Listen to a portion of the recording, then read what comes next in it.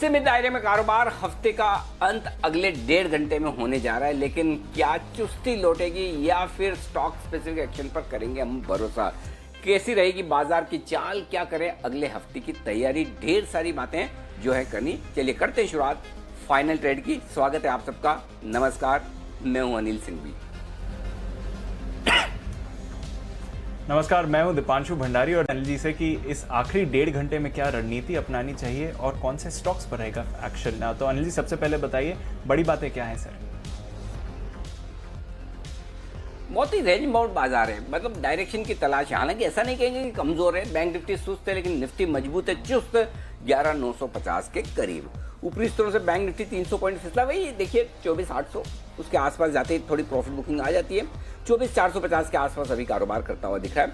रफ्तार में है auto share, Ashok Leyland, Maruti, Tata Motors 2 से 4% मजबूत है, यहीं पर है एक्शन भरपूर। आईटी और मेटल शेयरों में भी अच्छी खरीदारी आज आपको होती हुई नजर आएगी। यूरोप 2 दिनों तक कमजोर होने के बाद आज ये मजबूत, 1% से ज्यादा की कमजोरी वहां है। डाउ फ्यूचर्स ये बढ़िया है। जब डाउ बंद होता है नीचे तो डाउ फ्यूचर्स भी नीचे दिखते हैं, लेकिन जब डाउ होता है मजबूत बंद तो आमतौर पर डाउ फ्यूचर्स दिखाते हैं मजबूती। आज वैसा ही रुझान दिख रहा है। 100 पॉइंट बढ़ने के बाद कल डाउ में जो तेजी अच्छी दिखी, उसके बाद आज इस तेजी को बरकरार रखने में इस वक्त डाउ फ्यूचर्स नजर आ रहे हैं। 65-70 अंकों की मजबूती इस वक्त आपको दिखेगी डीप। बिल्कुल, तो थोड़ी बाजार में मजबूती बनती हुई दिख रही है सर, और हमारे एक्सपर्ट्स भी कॉल्स देने के लिए तैयार हैं। एक क्विक व्यू सर, क्योंकि हमने देखा कि हालांकि इंडेक्स पर कंसोलिडेशन है, आज भी कई सारे मिड कैप्स कैश वाले स्टॉक्स ब्रेकआउट दे रहे हैं, कुछ सेक्टर्स में भी एक्शन है, तो यही एक्सपेक्ट करना चाहिए आखिरी 1.5 घंटे में। बिल्कुल आप दीप, ये आप sector specific stock specific approach के साथ रहेंगे, इस बाजार में पैसा बनेगा। आज सुबह भी आपने जब पूछा, हम यही बात कर रहे थे कि यह है टाइम वाइज करेक्शन, जहां इंडेक्स में मूवमेंट कम दिखेगा, और जब इंडेक्स में मूवमेंट कम हो, सेंटिमेंट मजबूत हो, ना गिरे ना बढ़े, तो फिर आपका फोकस शिफ्ट होता है इंडेक्स के बाहर, और इंडेक्स के बाहर है मिड कैप और स्मॉल कैप शेयर, और वहां पर भरपूर एक्शन है तेजी की तरफ। जिन दिग्गजों के अच्छे नतीजे आएंगे उन कंपनियों के उस सेक्टर के मिड कैप शेयरों में एक्शन आपको नजर आएगा। बाकी तो खबरों के दम पर कमाल हो ही रहा है, तो वो सारी की सारी चीजें आपको दिख रही है। फॉर्चुनेटली आज दीप मेरे डेटा भी जल्दी तैयार हो गए हैं और एकदम मैं रेडी हूँ, तो हो सकता है मैं 2:30 बजे तक इंतजार ना करवाऊँ। आपको 2:30 बजे की स्ट्रेटेजी के डेटा भी मैं जल्दी ही आपके सामने रख सकता हूँ। डेटा एकदम तैयार है, और इस बार मंथली डेटा है, तो आमतौर पर मंथली डेटा में थोड़ा अच्छा रहता है, डेटा भरपूर होते हैं, और जब डेटा ज़्यादा हों तो एनालिसिस करने में मज़ा भी आता है, और एनालिसिस के सही होने की संभावनाएं भी बढ़ जाती है। तो इसके बीच में मैं थोड़ा सा वक्त लूँगा, और आपको शायद 2:20 2:25 के आसपास में अपने सारे डेटा रखूंगा, लेकिन तब तक आइए एक्सपर्ट्स को कर लेते हैं शामिल।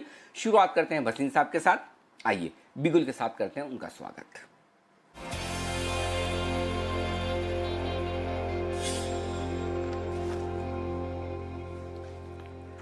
नमस्कार सर, स्वागत है आपका। बताएं सर, पहले तो आपका एक अपडेट ले लें और उसके बाद चलेंगे फ्रेश पिक्स की ओर। बताएंगे सर।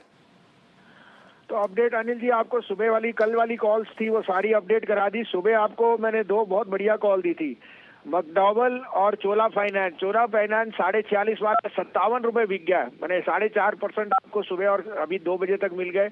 और मैकडॉवल भी 520 वाला 525 है, 575 का टारगेट कायम है। It will be an outperformer. अब आप कहें तो मार्केट पे थोड़ी टिप्पणी कर दूं मैं आपको। मैं 3 हफ्ते से कह रहा हूँ कि HDFC life will be the star. जो आपको इंश्योरेंस, इसमें एक ओवरहैंग था 1 करोड़ शेयर, इसमें कुछ म्यूचुअल फंड का प्रेशर था, वो आज हो गया सर। तो मुझे लगता है HDFC लाइफ यहाँ से नॉन स्टॉप दिवाली तक 675 680 तक का भाव दिखा सकता है। और अगर आप अगले 2 3 5 10 साल का शेयर जो दुगना तिगना होए, it has to be HDFC life. तो ये मेरा अपडेट है फॉर दोज पीपल जिनको मैंने लेने को कहा था। अब आपके लिए 2 बायज हैं, और दोनों इस भाव पे कन्विक्शन और ब्लू चिप बायज हैं। आप कहें तो मैं शुरू करूं?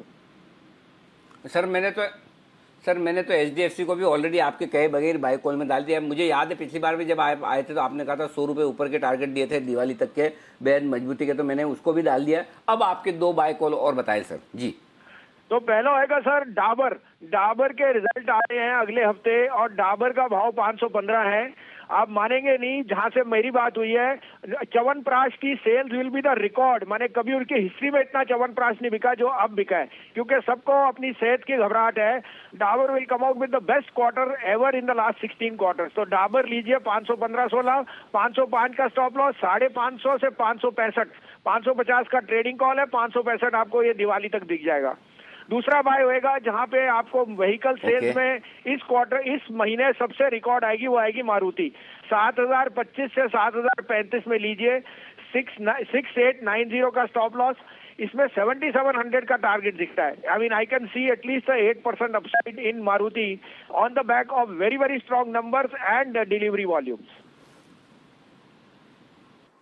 ओके, एक शॉर्ट कॉल भी है ना सर? नहीं, ये भी दोनों है सर, बाय कॉल। ओके, चलिए सर, बिल्कुल परफेक्ट। तो डाबर खरीदें, मारुति खरीदें, ये है राय वसीम साहब की। दोनों ही पिक्स आपके सामने स्क्रीन पर आती हुई इस वक्त, तो यहाँ पर दोनों में खरीदारी करने की राय है। आइए बढ़ते आगे और चलिए बिगुल के साथ करते हैं स्वागत विश्वेश जी का भी। विश्वेश के विशेष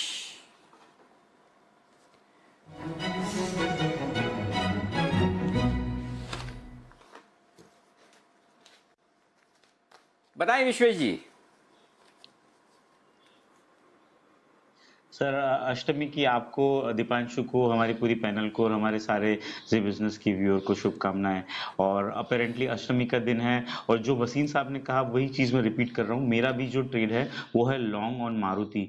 मारुति अभी 7046 के आसपास चल रहा है। देखिए, मुझे ऐसा लग रहा है कि Maruti will be the very stern performer in coming days. Chart के ऊपर मुझे करंट लेवल से एटलीस्ट 300 रुपए की रैली लग रही है, तो मेरे हिसाब से वसीम जी इज मोर एग्रेसिव। और अगर मैं स्टॉप लॉस की बात करूं अनिल जी, तो मुझे ऐसा लग रहा है कि करंट लेवल पे अगर आप खरीदारी करते हो तो 6950 का, मतलब यहां से 100 रुपए का नीचे का स्टॉप लॉस रख के अप साइड में 7300 के टारगेट रहेंगे। और मैं कुछ और ऐड करना चाहूंगा अनिल जी, अगर इस वक्त आप डीलर के कार के शोरूम में जाओगे तो आपको समझ में आएगा कि सारे कार के showroom, whether it is Maruti, whether it is Kia, whether it is Hyundai, all of them are full, और there is a huge lineup. In fact Kia जो है उसने, it is doing wonderful good. तो मुझे लग रहा है कि Maruti will come out definitely with the numbers वो जो वसीम जी कह रहे हैं। और चार्ट के ऊपर बहुत ही ब्यूटीफुल फ्लैग फॉर्मेशन का ब्रेकआउट आया है। 7000 के कॉल में 1,20,000 का शेयर है, तो वहां पे अनवाइंडिंग आएगी। और मुझे ऐसा लग रहा है कि यहाँ पे अगर आप ओवरऑल कॉल टू पुट देखोगे तो 9,78,000 ओवरऑल कॉल राइटिंग है इन द करंट मंथ,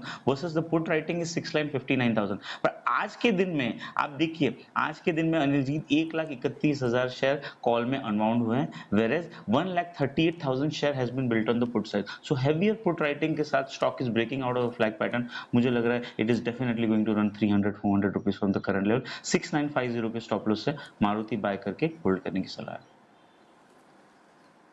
और टारगेट क्या है? सर, टारगेट रहेंगे 7200, 7300 कंजर्वेटिवली।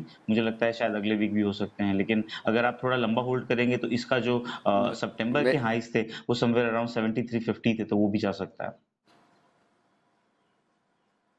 वैसे तो क्या है कि आप भले मारुति के शोरूम में जाएं, किसी भी गाड़ी के शोरूम में जाएं, जरूर जाइए, कंजम्पशन बढ़ाइए, इससे इकोनॉमी बढ़ेगी, मार्केट बढ़ेंगे। लेकिन मारुति के स्टॉक को रिकमेंड करने के लिए विश्वेश जी, ये तो आपको तो जाने की जरूरत नहीं है मारुति के शोरूम में कितनी भीड़ है। आपको तो चार्ट पे नजर आ जाता है कि मारुति के शोरूम में भीड़ होगी या नहीं होगी, ये चार्ट देखकर आप बता सकते हैं। उसके लिए तो आशु सर को जाना पड़ता है, वो अलग बात है। चलिए आइए, तो आशु सर के लिए एक बिगुल बजाया जाए। सिंध के सुल्तान आशु मदान, और उसके बाद सुमित जी के लिए भी बिगुल तैयार है। तो आइए आशु सर के लिए बिगुल।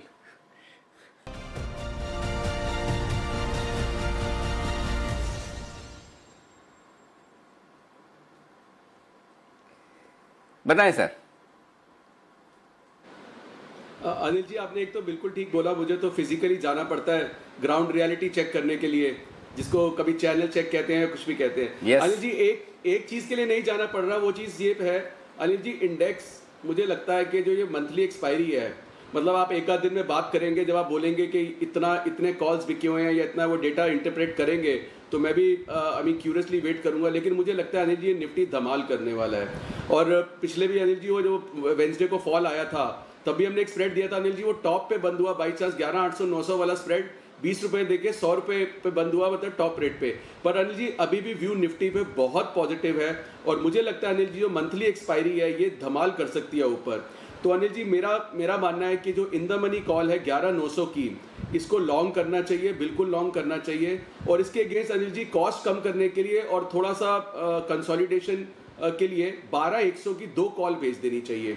अनिल जी ये सुबह हमने स्प्रेड क्लाइंट से शेयर किया था, 40 रुपये में बना था, अभी 45 में बन रहा है। ये मैं डिस्क्लेमर दे रहा हूँ, 5 रुपये ज़्यादा का बन रहा है। लेकिन अनिल जी ये 45 रुपीज़ दे के आप निफ्टी में पार्टिसिपेट करेंगे और आप सेफ है 12,300 तक की एक्सपायरी में।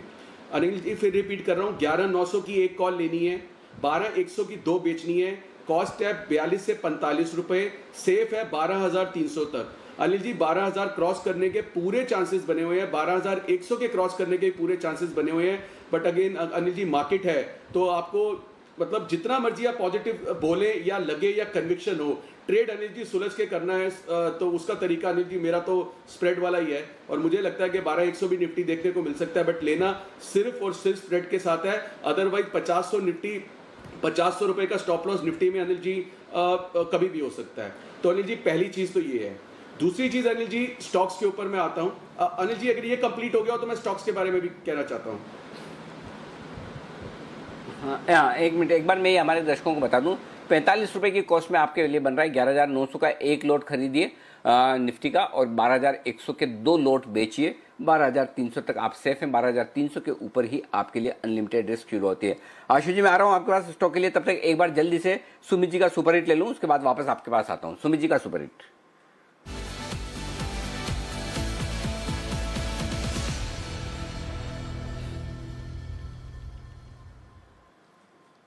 बताएं सुमित जी।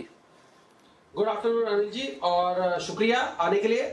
स्टॉक यहाँ पे बाय साइड का रडार पे आया है अनिल जी, और स्टॉक के अंदर ब्रेकआउट है तेजी का। और आज का मार्केट भी ऐसा ही है, स्टॉक स्पेसिफिक चाल है, कोई तेजी कर रहा है कोई मंदी कर रहा है। मेरे को लगता है मार्केट भी नवरात्रि स्टाइल में है। आईटी नीचे है, एफएमसीजी नीचे है, फार्मा साइडवेज है, बैंकिंग नीचे है, ऑटो ऊपर है, तो सब अपनी अपनी मूड में चल रहे हैं। तो यहाँ पे जो बाय साइड का स्टॉक समझ में आया है, रडार पे आया है, वो है एलएनटी। 944 945 के आसपास स्पॉट लेवल अभी ट्रेड कर रहा है। एलएनटी के अंदर 940 वाला कॉल 20 रुपए पे अभी ट्रेड कर रहा है, ये लेने का सलाह रहेगा। एलएनटी के अंदर 1 से 1.5 महीने के हाई टूटे हैं। एलएनटी धीरे धीरे करके अब तेजी दिखा रहा है और अब यहां से बड़ा मूव दिखाने को तैयार है। एलएनटी में लगता है ऊपर में 970 रुपए से लेके 990 रुपए तक का मूव जल्दी ही देखने को मिलना चाहिए। एलएनटी में नीचे में 920 925 के आसपास का सपोर्ट है। इसके लिए एलएनटी में 940 का कॉल लेने का सलाह रहेगा, जो कि अभी सीएमपी पे खरीदारी कर सकते हैं। नीचे में 10 रुपए का स्टॉप लॉस लगाएं। ऊपर में 30 रुपए से लेके 40 रुपए तक का अपसाइड मूव एलएनटी के 940 के कॉल में देखने को मिल सकता है। Buy LNT 940 call at CMP. Okay, ये है आपके लिए एलएनटी खरीदारी करने का है। आइए आशु सर के लिए बिगुल और उसके बाद वागले साहब की भी कॉल आ रही है पीछे के पीछे, तो आशु सर के लिए बिगुल पहले।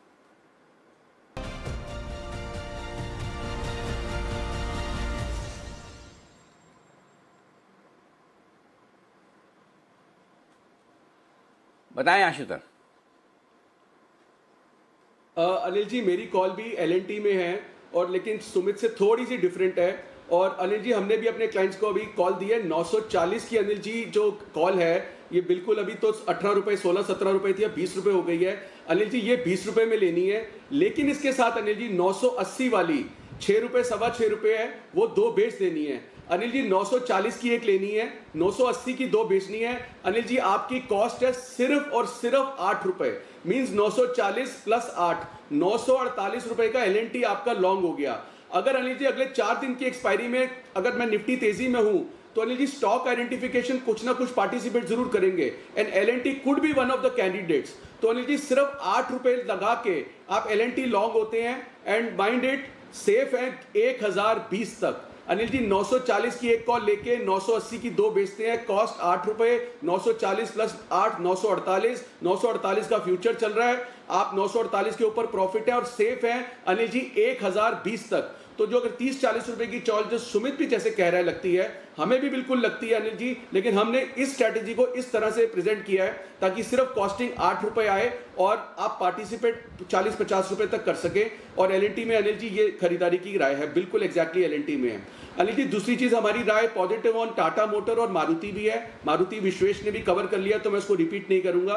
टाटा मोटर और मारुति भी दोनों बहुत स्ट्रांग लगते हैं। सो Anil ji select stock strong लग रहे हैं, लेकिन इंडेक्स में मैं फिर भी बोल रहा हूं मेरा जो सबसे बड़ा घोड़ा है लॉन्ग का वो इंडेक्स ही है। अनिल जी बीच बीच में आप स्टॉक्स में फंस सकते हैं। अब जैसे अब सुमित ने बिल्कुल एग्जैक्टली बहुत अच्छे से एक्सप्लेन किया, कोई बैंकिंग नीचे है, फार्मा में क्योंकि ऊपर में इस एक्सपायरी का मतलब जो हीरो चल रहा था पिछले 2 महीने से वो कंसोलिडेट कर रहा है, तो कहीं ना कहीं उसमें लोग अटके हुए हैं और वेट कर रहे हैं कब मिलेगा, तो सब शिफ्ट करके इतनी जल्दी पार्टिसिपेट नहीं कर सकते। तो सिलेक्ट स्टॉक्स में अगर किसी को नहीं समझ आती तो इंडेक्स में बने रहे। अनिल जी मैं एक और भी चीज आपसे राय भी जानना चाहता हूं, और मुझे कई लोगों ने पूछा कि आप इंडस में, बंधन या आईडीएफसी या आरबीएल वगैरह में लॉन्ग कॉल में क्यों अक्सर नहीं देते या क्यों रहते हैं। अनिल जी मैं बैंकिंग का बिल्कुल आपको फंडा बताता हूं। आज अगर एचडीएफसी बैंक और अगर आईसीआईसी बैंक पे जाइए अनिल जी, अगर आप उसको एफडीआर 5.5% भी हाथ पैर जोड़ के मांगे ना कि मैं बड़ा डिपॉजिट देता हूं, मैं लंबा डिपॉजिट देता हूं, अनिल जी 5.25 से ऊपर देने को कोई तैयार नहीं है। और अनिल जी ये चारों बैंक हैं जो 7% या 7.5% का एडवर्टीजमेंट देते हैं कि हम एफडी 7-7.5% पे करते हैं। अनिल जी इतने कट थ्रोट कंपटीशन में और ऐसी रिस्क वर्जन में जब हमने देखा येस बैंक वगैरह के साथ क्या हुआ, 7.5% का होम लोन मिल रहा होता है अनिल जी आज की डेट में बैंक्स दे रहे हैं। तो आप खुद बताइए अनिल जी, अगर फंडामेंटल रीजन मुझे क्या रीजन है कि मैं मतलब जो मुझे मतलब फंडामेंटली स्ट्रॉन्ग बैंक नहीं लगता उसमें जाने की क्या जरूरत है। तो मतलब जो ब्रेकआउट्स आते हैं that is why I tend to ignore and somehow ये मेरी अनिल जी जो एक वो जो हेज लिस्ट में रहते हैं ना कि शॉर्ट क्या करना है, तो मैं तो मौका ढूंढता हूं कि ये कब ऊपर जाए तो इनको लॉन्ग के अगेंस्ट शॉर्ट करना है। सो ये मेरा एक वो था कि जो कई लोग मुझसे पूछते थे तो मैं आपसे शेयर करना चाहता था, और इस पर्टिकुलर चीज पे अनिल जी मैं आपकी राय भी चाहता हूं। बिल्कुल जी ना 100% देखिए फंडामेंटली आपको जहां ब्रेकआउट आए और आपको लगे कि बैंक कमजोर है, बैलेंस शीट कमजोर है, वहां पर शॉर्ट करना चाहिए। आप फंडामेंटल इसीलिए मैंने अभी देखो ऐसा नहीं कि मैं आपको टोकता हूं, देखो अभी मैंने विश्वेश जी को भी टोक दिया था, आपने देखा होगा। मैंने विश्वेश जी को पूछा आपको कब से जाने की जरूरत पड़ेगी शोरूम में जाकर देखें कि गाड़ियां बिक रही कि नहीं बिक रही है, भीड़ हो रही कि नहीं हो रही है, क्योंकि आपको तो चार्ट देखना है, चार्ट पे वॉल्यूम हो रहा है कि नहीं हो रहा है, प्राइस एक्शन हो रहा है कि नहीं हो रहा है, आपके चार्ट पे पता चल जाता है। आशीष जी को जाना पड़ता है, तो आप बैंक की ब्रांच में जाके आइए और ये चार्ट पर देखेंगे तो यही चीजें देखिए, सबके अपने अपने तरीके हैं और अपने अपने तरीके के हिसाब से सब लोग चल रहे हैं। आइए वागले साहब के लिए बिल्कुल वागले का wonder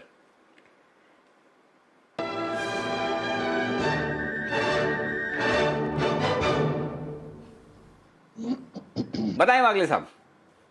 afternoon Anil ji, afternoon Deepanshu. अमर राजा बैटरीज एक ब्रेकआउट दे रहा है, डेरिवेटिव रेजिस्टेंस है 760 का, ओपन इंटरेस्ट में नंबर 1 है, और मुझे लगता है आपको एक क्लोज स्टॉप लॉस लेना चाहिए 753 का।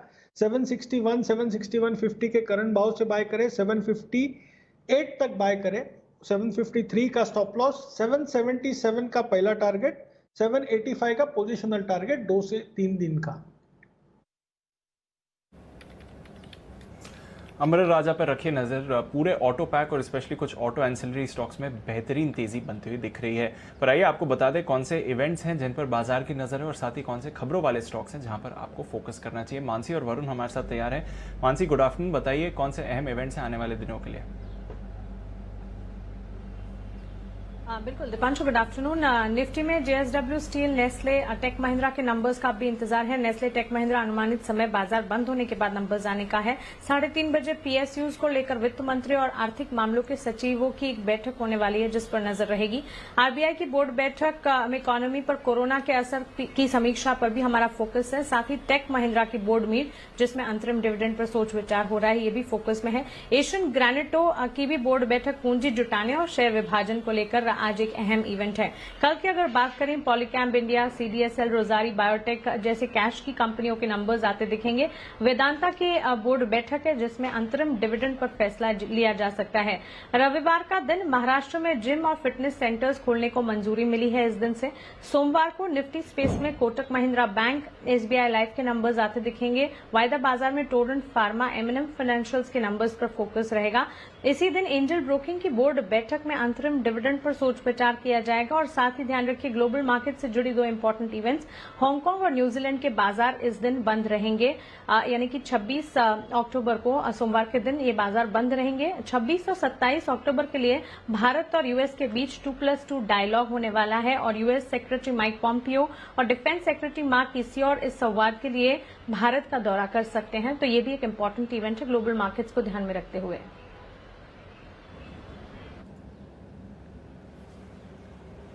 ओके तो ऐसे कुछ अहम इवेंट्स हैं जहां पर आपको नज़र रखनी है। कुछ स्टॉक्स भी हैं जो मार्केट एक्शन में आए हैं, मार्केट एक्शन शुरू होने के बाद खबरों के दम पर आए हैं फोकस में। बताइए वरुण, कौन से हैं स्टॉक्स? देखिए, सबसे पहले तो भारतीय एयरटेल, क्योंकि इसके अफ्रीका के जो Q2 नंबर्स है वो सामने आए हैं और कंपनी का मुनाफा जो है वो $9 करोड़ से घट के $7 करोड़ पे आया है, लेकिन मार्जिन्स में इजाफा हुआ है 24.7% से बढ़ के ये 27% पे आया है, तो ये अच्छी बात है। IDBI बैंक घाटे से मुनाफे में ये बैंक आ चुका है। 3,460 करोड़ के घाटे के मुकाबले इस कंपनी ने 320 करोड़ का मुनाफा किया है, अच्छी बात है। NPS भी घटे हैं, 3.55% से घट के 2.67% पे आए हैं। अतुल लिमिटेड, यहाँ मार्जिन के फ्रंट पे नंबर्स अच्छे हैं, 21.5% से बढ़ के करीब 26% पे आए हैं, लेकिन कंपनी का मुनाफा घटा है, 209 करोड़ से घट के 174 करोड़ पे आया है। MTNL, हमारी एक्सक्लूसिव खबर का असर देखने मिल रहा है, उस पर मोहर लगी है। सरकार ने MTNL के विनिवेश प्रक्रिया जो है वो शुरू कर दी और ग्लोबल प्रॉपर्टी कंसल्टेंट्स जो है उनसे बोलियां मंगवाई है। फ्लैट प्लॉट के लिए प्रॉपर्टी कंपनियों से बोलियां मंगवाई जा रही है और 3 हफ्तों में कंसल्टेंट कंपनी को इसमें जो रिपोर्ट है वो देनी होगी। तो ये खबर है जिसपे मोहर लग गई है। AB फैशन या फ्लिपकार्ट जो है यहाँ स्टेक खरीद रहा है, 7.8% हिस्सा खरीदा है, 205 रुपये पे ये सौदा होगा, यानी करीब 35 रुपये प्रीमियम पे सौदा हो रहा है। और प्रेफरेंशियल इशू के जरिए भी ये कंपनी जो है करीब 1,500 करोड़ जुटाने की योजना बना रही है। सूर्य रोशनी, इस कंपनी को 137 करोड़ का ऑर्डर मिला है। डीवीज लैब, यहाँ पे इनसाइडर ट्रेडिंग का जो मामला था उसका सेटलमेंट ऑर्डर जो है पास हो चुका है। इस मामले में 8 लोग थे जिनके सेटलमेंट अर्जी थी और उसको मंजूरी मिल चुकी है, तो ये एक अच्छी बात है इस कंपनी के लिए। टाटा स्टील, यहाँ पे एक और दावेदार सामने आया है। टाटा स्टील यूरोप के कारोबार को खरीदने को स्वीडिश कंपनी है SSA भी खबरें हैं कि ये टाटा स्टील का यूरोपियन कारोबार जो है वो खरीदने को इच्छुक है। कैडिला जाइडस को एक सांस की बीमारी की दवा के लिए US FDA से अप्रूवल मिला है। और सबसे आखिरी में HDFC लाइफ, 7 लाख शेयर्स का बड़ा सौदा इस काउंटर पे हुआ है आज के ट्रेडिंग सेशन में। नजर रखिए, काफ़ी सारे स्टॉक्स हैं जो एक्शन में हैं। एक्शन में कुछ और मिड कैप्स हैं जहां पर नतीजे आ रहे हैं। महिंद्रा EPC, जरा इसकी चार्ट पुल अप करिए, इसके नतीजे आए हैं। आय में हमने गिरावट देखी है, मुनाफे में भी हमने थोड़ी वीकनेस देखी है और स्टॉक पर भी आप देख रहे हैं कि 2.5% की गिरावट फिलहाल है। कुणाल जी, इसकी चार्ट जरा आप पुल अप करके रखिए तैयार। महिंद्रा EPC का मैं बात कर रहा हूँ। देखें तो थोड़ी निराशाजनक परफॉर्मेंस रही है, क्योंकि आय में हमने डेफिनेटली एक गिरावट देखी है, 65 करोड़ से 55 करोड़ की आय आई है। जहां तक एक्सपेंसेस का सवाल है वहां पर भी थोड़ी गिरावट हुई है, पर उसका इफेक्ट डायरेक्टली आप देख सकते हैं मुनाफे पर। मुनाफे में हमने देखा है कि यहाँ पर थोड़ी इनकी बढ़त हुई है, तो मुनाफा आया है तकरीबन 4.25 करोड़ का और पुराना फिगर था 4.25 करोड़। तो मुनाफे में हल्की सी बढ़त है, बट आय में गिरावट आई है। स्टॉक 2.5% नीचे है। कुणाल जी, देखिए दीपांशु, अगर आप चार्ट देखें तो ये स्टॉक काफ़ी अरसे से कुछ खास परफॉर्म नहीं करता है। 170 तक जाता है और नीचे 150 तक जाता है, तो 20 रुपए की रेंज में ही इसने काफ़ी अरसा बिता दिया है। इसमें किसी तरह का कोई ट्रेडिंग की अपॉर्चुनिटी मुझे नहीं दिखती है। हो सकता है कि क्योंकि स्टॉक में एक रनअप हमने कुछ समय पहले देखा था, तो आपको एक गिरावट देखने को मिल सकती है इंट्राडे में, शॉर्ट टर्म में, लेकिन उसके अलावा मुझे लगता है कि स्टॉक को फिलहाल अवॉइड करना चाहिए और बहुत बेहतर विकल्प हैं। और विकल्प की जरूरत हो तो दीपांशु, मेरे और राकेश जी के पास एक कॉल है, एक चार्ट कॉर्नर का बिल्कुल बजवा दें। बिल्कुल तैयार है, बजाया जाए राकेश जी कुणाल जी के लिए bye cell chart corner.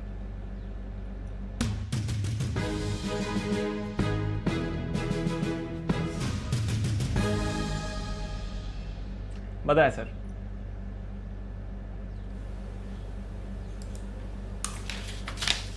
Deepanshu, हमारी खरीदारी की राय है, बजाज ऑटो को खरीदने की राय है। ऑटोज फ्लेवर में है और बजाज ऑटो के नतीजे भी आ चुके हैं, नीचे में एक अच्छा बेस है। जिस तरीके का टेक्निकल रुझान है, ये स्टॉक एक नया हाई लगाने का दमखम रखता है। बजाज ऑटो का टेक्निकल रुझान पॉजिटिव है। ओवर टू कुणाल जी। देखिए, पिछले कुछ दिनों में दीपांशु चार्ट देखें बजाज ऑटो का, तो ये स्टॉक बहुत ही छोटे मूव्स दिखा रहा था और काफी सीमित दायरे में बहुत चौपी मूवमेंट स्टॉक में देखने को मिला। आज ऐसा लगता है कि स्टॉक ने अपना मन बना लिया है कि स्टॉक को ऊपर जाना है। एक बहुत डिसाइसिव मूव आता हुआ चार्ट पर दिख रहा है। एक ब्रेकआउट कैंडल अभी अभी इमर्ज होते हुए दिख रही है, तो सही समय पर बजाज ऑटो में हम लोग खरीदारी की राय दे रहे हैं। इन स्तरों पर खरीद करके चलें। यहां पर जो स्टॉप लॉस है वो 3045 पर 3045 पर रखें। ऊपर पहला टारगेट 3200 रुपए का, दूसरा टारगेट 3260 रुपए का, तो 3260 तक जाना चाहिए बजाज ऑटो में हमारी खरीदारी के लिए। ऑटो पैक में है बढ़िया तेजी। और किरण जी, बजाज ऑटो तो चार्ट कॉर्नर में आ गया, बट एक और पुणे बेस्ड कंपनी ऑटो से रिलेटेड भारत फोर्ज, यहाँ पर एक बढ़िया ब्रेकआउट आया है, इस पर क्या करना चाहिए? कोई ट्रेड बनता है सर? देखिए, भारत फोर्ज का ब्रेकआउट 475 477 इन लेवल्स पे आया था, तो अभी बाय करने के लिए थोड़ा सा मुश्किल होगा क्योंकि रिस्क टू रिवॉर्ड नहीं है। पर जिनके पास लॉन्ग पोजीशंस है उन्होंने 385 का स्टॉप लॉस लेकर लॉन्ग पोजीशंस रखने चाहिए। जिस बड़े कंसोलिडेशन का ब्रेकआउट देखने को मिल रहा है, मेरा मानना है कि 510 515 के टारगेट्स आपको मंगलवार तक देखने को मिल जाने चाहिए। बिल्कुल, तो बढ़िया मूव्स आ रही हैं इन सभी स्टॉक में। सुमित जी, आदित्य बिरला फैशन आपने 19th को आइडेंटिफाई करा था, वहां से आपके टारगेट्स पर भी अब आ गया है स्टॉक और उसके बियॉन्ड भी जाता हुआ दिख रहा है। अगर किसी ने कॉल ली है तो क्या करना चाहिए? आज अगर किसी ने फ्रेश कॉल ली है तो क्या करना चाहिए? बिल्कुल दीपांशु, एकदम सही कहा आपने। 19 तारीख को इसी हफ्ते मंडे के दिन सुबह वाले शो पे आदित्य बिरला फैशन रिटेल पे बाय का व्यू दिया था और 140 का भाव था, और उसी दिन चार्ट्स पे लग रहा था कि कोई बड़ा मूव आने वाला है और 170-80 के टारगेट दिख रहे थे और वही टारगेट्स के पास स्टॉक आ चुका है।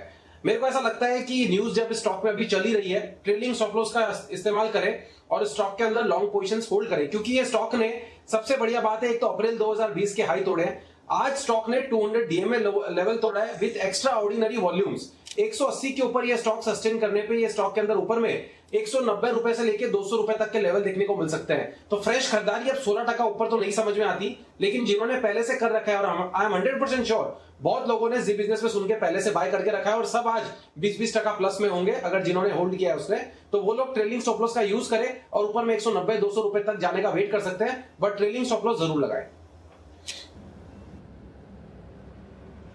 ट्रेलिंग स्टॉप लॉस जरूर लगाना चाहिए। अगर आपने हमारी एडवाइस फॉलो करी है तो आप अच्छे मुनाफे में हैं, चाहें तो थोड़ा बुक कर लें, वरना स्टॉप लॉस कर ट्रेलिंग स्टॉप लॉस लगाकर इसे होल्ड भी कर सकते हैं। पर जल्दी से बिगुल बजाते हैं, अनिल जी के लिए स्ट्रैटेजी तैयार है।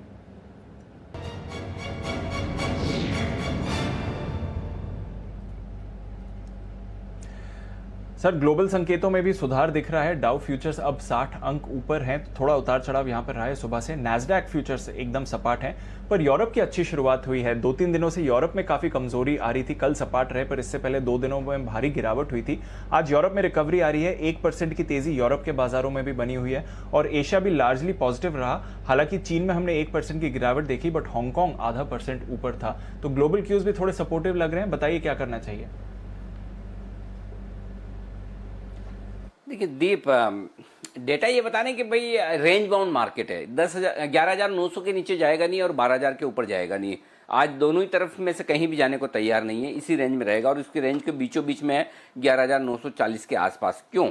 क्योंकि देखिए 11,900 के पुट पर 28 लाख शेयर हैं, जिसमें से 10 लाख शेयरों का एडिशन आज ही हुआ है, तो ये आपके लिए सपोर्ट है। 12,043 लाख शेयरों का ओपन इंटरेस्ट हाईएस्ट है। आज सुबह आपको कहा था कि देखिए वायदा कारोबार के संकेत आप थोड़े कोशिश साइड पर रखिए, नहीं तो आमतौर पर हम वायदा कारोबार के संकेतों को न्यूट्रल रखते हैं। आज कोशिश रखा है। आप देखिए 11,975 का रेंज ऊपर का दिया था, एग्जैक्टली 11,975 से आज निफ्टी हाई बनाकर घुमा है, तो एकदम परफेक्ट रेंज को सपोर्ट ट्रेड कर रहा है। और 11,900 के नीचे आपको कमजोरी फील करनी है तो कमजोरी फील ही नहीं करने दी, 11,908 का लो बनाया, तो एकदम पॉइंट सिंपल है, रेंज बाउंड मार्केट है। मुझे तो ऐसा नहीं लग रहा कुछ भी देख के, अनलेस कि डाउ फ्यूचर 200-250 पॉइंट ऊपर हो जाए, वो मुझे तो नहीं पता। अगर किसी को पता हो या 200-250 गिर जाए अब अगले 1 घंटे में, तो वो तो मालूम नहीं, बट अदरवाइज मुझे लगता है ना 11,900 के नीचे जाएगा कि न 11,975 12,000 के ऊपर जाएगा। तो इंडेक्स में आज के लिए अब बचे हुए समय में 1 घंटे के लिए कोई ट्रेड बनता नहीं है। अगर मंडे के लिए कोई ट्रेड लेकर जाना है तो इस रेंज के किसी एक एंड पर आएगा, तब सोचेंगे, क्लोजिंग में देखेंगे। Point number 1, bank Nifty 24,500, 8 lakh share put, 8 lakh share call, बराबरी का ओपन इंटरेस्ट है दोनों तरफ। 24,500 के ऊपर हैं तो अच्छे हैं, 24,500 के नीचे तो थोड़े से सावधान है। नीचे की रेंज 24,250 तोड़ने को तैयार नहीं है और ऊपर की तरफ 24,750, 800 तोड़ने को तैयार नहीं है। तो ये 500 पॉइंट की रेंज है, इस 500 पॉइंट की रेंज में भी बीचों बीच में मुझे कुछ नहीं करना। तो निफ्टी और बैंक निफ्टी पर दोनों पर बचे हुए 1 घंटे के लिए नोटा है। आज इतने टाइम बाद मैंने आज जल्दी से डेटा मिल गए, टाइमली बना लिया तो ट्रेड नहीं मिला। देख लीजिए, ये विडम्बना है। जब ट्रेड होता है तो डेटा लेट आते हैं और ट्रेड बन जाता है। आज डेटा पहले आ गए लेकिन ट्रेड बना नहीं, तो ठीक है। अब डेटा में ऐसा ही दिख रहा है, सुस्ती वाला मामला। तो रेंज के किसी एक तरफ आने दें, 11,900 के नज़दीक आएंगे तो खरीदने का सोचेंगे, 24,250-300 के नज़दीक आएंगे तो खरीदने का सोचेंगे, 24,700-750 के करीब जाएंगे तो बेचने का सोचेंगे, 11,975 12,000 की तरफ जाएंगे तो बेचने का सोचेंगे। अभी कुछ नहीं करेंगे और बस जो करना है वो थोड़ी देर में आपको सेठी साहब बताएंगे दीप, जब वो थोड़ी देर में हमारे साथ कार्यक्रम में होंगे शामिल। जी बिल्कुल अनिल जी, सेठी साहब का इंतज़ार है सर, पर तब तक कुछ और स्टॉक्स पर फोकस डाल लेते हैं, क्योंकि इंडेक्स पर जैसे आप कह रहे हैं कि एक्शन थोड़ा सुस्त है, पर स्टॉक स्पेसिफिक एक्शन भरपूर है और ऑटोज़ में ही एक्शन आपको आते हुए दिख रहा है। टीवीएस मोटर्स यहाँ पर नज़र डाली, अभी थोड़ी देर पहले यहाँ पर खरीदारी आई है। एमएनएम यहाँ पर अब आप एक्शन बनते हुए देख रहे हैं, तो एक एक करके सारे के सारे ऑटो स्टॉक्स आज पार्टिसिपेट कर रहे हैं।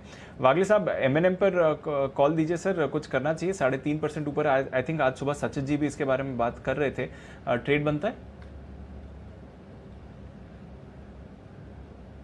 दीपांशु, यहाँ पर ट्रेड नहीं बनता है, एक थोड़ी सी हल्की सी गिरावट आती है 620 के आसपास, तो वहां पे बाय करेंगे। 620, 615, 610 के स्टॉप लॉस से वो ज्यादा बेटर होगा। 635 का टारगेट मुझे दिखाई दे रहा है। ओके, 635 का टारगेट आने की तैयारी में है जहां तक एमएनएम का सवाल है। बंसल जी, आज सुबह का chart corner pick Apollo Tyres, बढ़िया मूव आया है, 150 पर आ गया है स्टॉक। कोई स्टॉप लॉस रिवीजन करना चाहिए इस समय? किसी ने अगर इंट्राडे पोजीशन ली हो तो मुनाफा वसूल लें या फिर होल्ड करें? देखिए दीपांशु, डेफिनेटली किसी ने अगर इंट्राडे पोजीशन ली है तो मुनाफे को बांध लेना चाहिए, और कोई अगर किसी का पोजीशनल व्यू है, 4-5 दिन का नजरिया है, तो होल्ड करना चाहिए 154 से लेकर 155 के टारगेट के लिए। ओके, 154 155 का टारगेट आने की तैयारी में है। अगर आप चाहें तो थोड़ा मुनाफा बुक कर लें, वरना होल्ड करना भी रेकमेंडेड है आपके लिए इस स्टॉक पर।